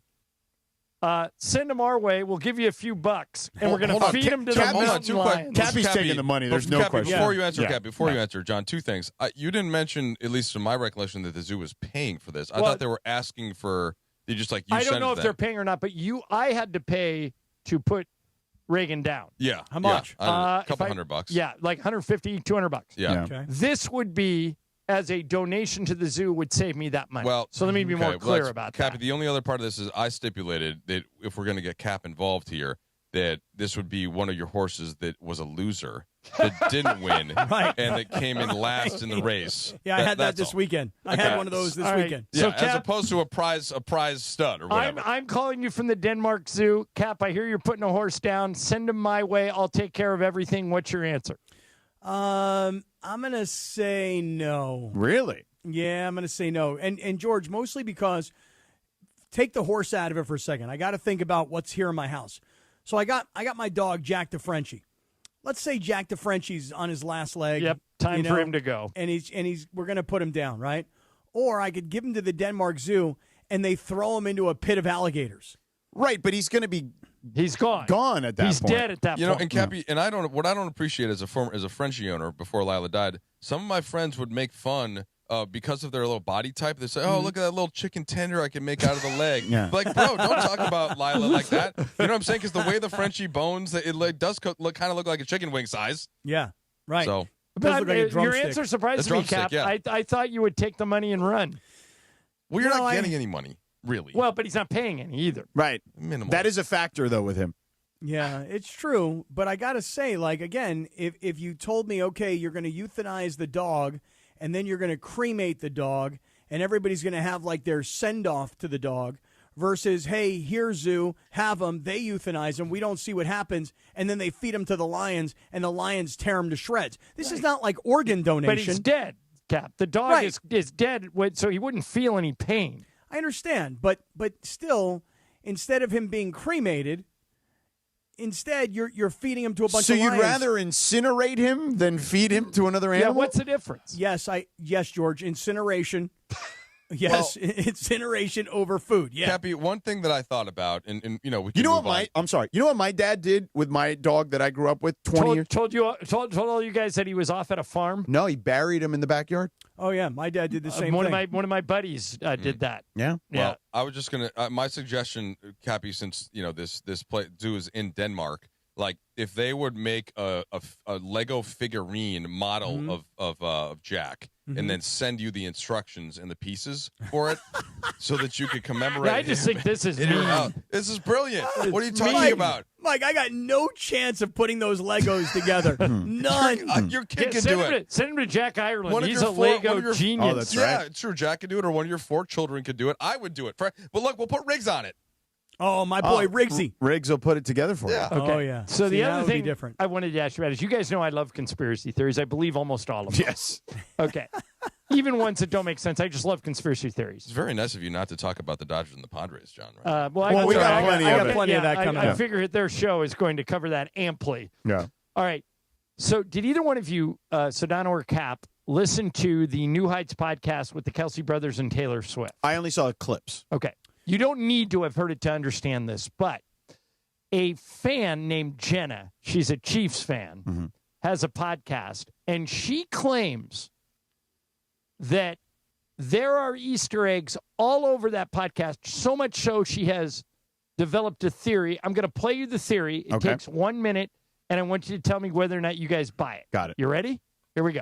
I think Taylor Swift is going to be the Super Bowl halftime show performer. I do. And you want to know why? I don't think Taylor Swift is actually baking sourdough bread. I think it was an Easter egg. Where is the Super Bowl this year? You told me during the break. It's in Santa Clara. Levi's, where the Niners Stadium. play. Niners play. Who's the Niners mascot? Sourdough Sam.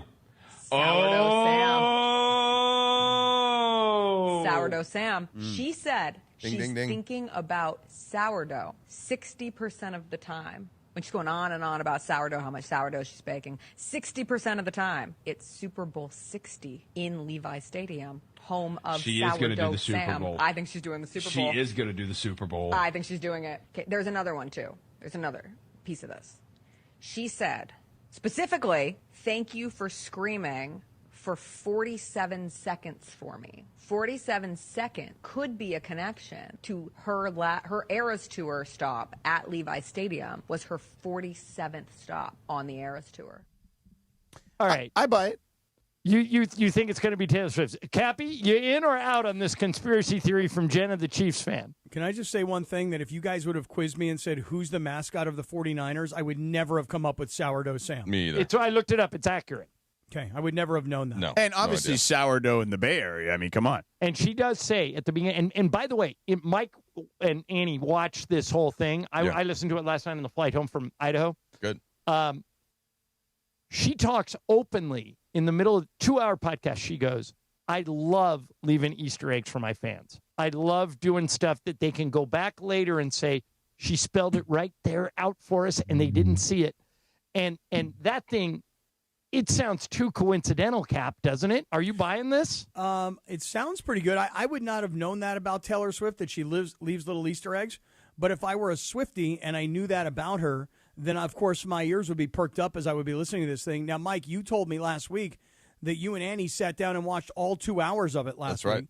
And I was like, oh, really? Wow. And then my son, who's not a Taylor Swift fan but is a huge Travis Kelce fan, and my daughter, who's a huge Taylor Swift fan and has no idea who Travis Kelce is, the two of them on Saturday night watched it together. Oh, the link up. And my son said to me, it was actually really good. That's right. So I'm contemplating going back and watching it. Yeah, you should. It's good. And also, she comes off great. Great. The whole Easter eggs is one thing, and then also she hasn't done the Super Bowl. She's the biggest recording artist. She just got off a tour. She has a brand new album, like in front of the camera at NFL stadiums for years now. So it's the perfect time. Take the Easter eggs out of it if you want to. Well, one more too. You heard him mention in the beginning. Jason does this big long intro. Yeah, and she goes, "Thank you, Jason, for screaming for me for 47 seconds." Right. Her 47th tour stop, as they mentioned, was at Levi's Stadium, and her favorite number is 13. Cappy, if you add 47 to 13, what do you get? You got 60. Yeah. Super Bowl 60. Mm-hmm. All right, I'll leave it at that. Sedano.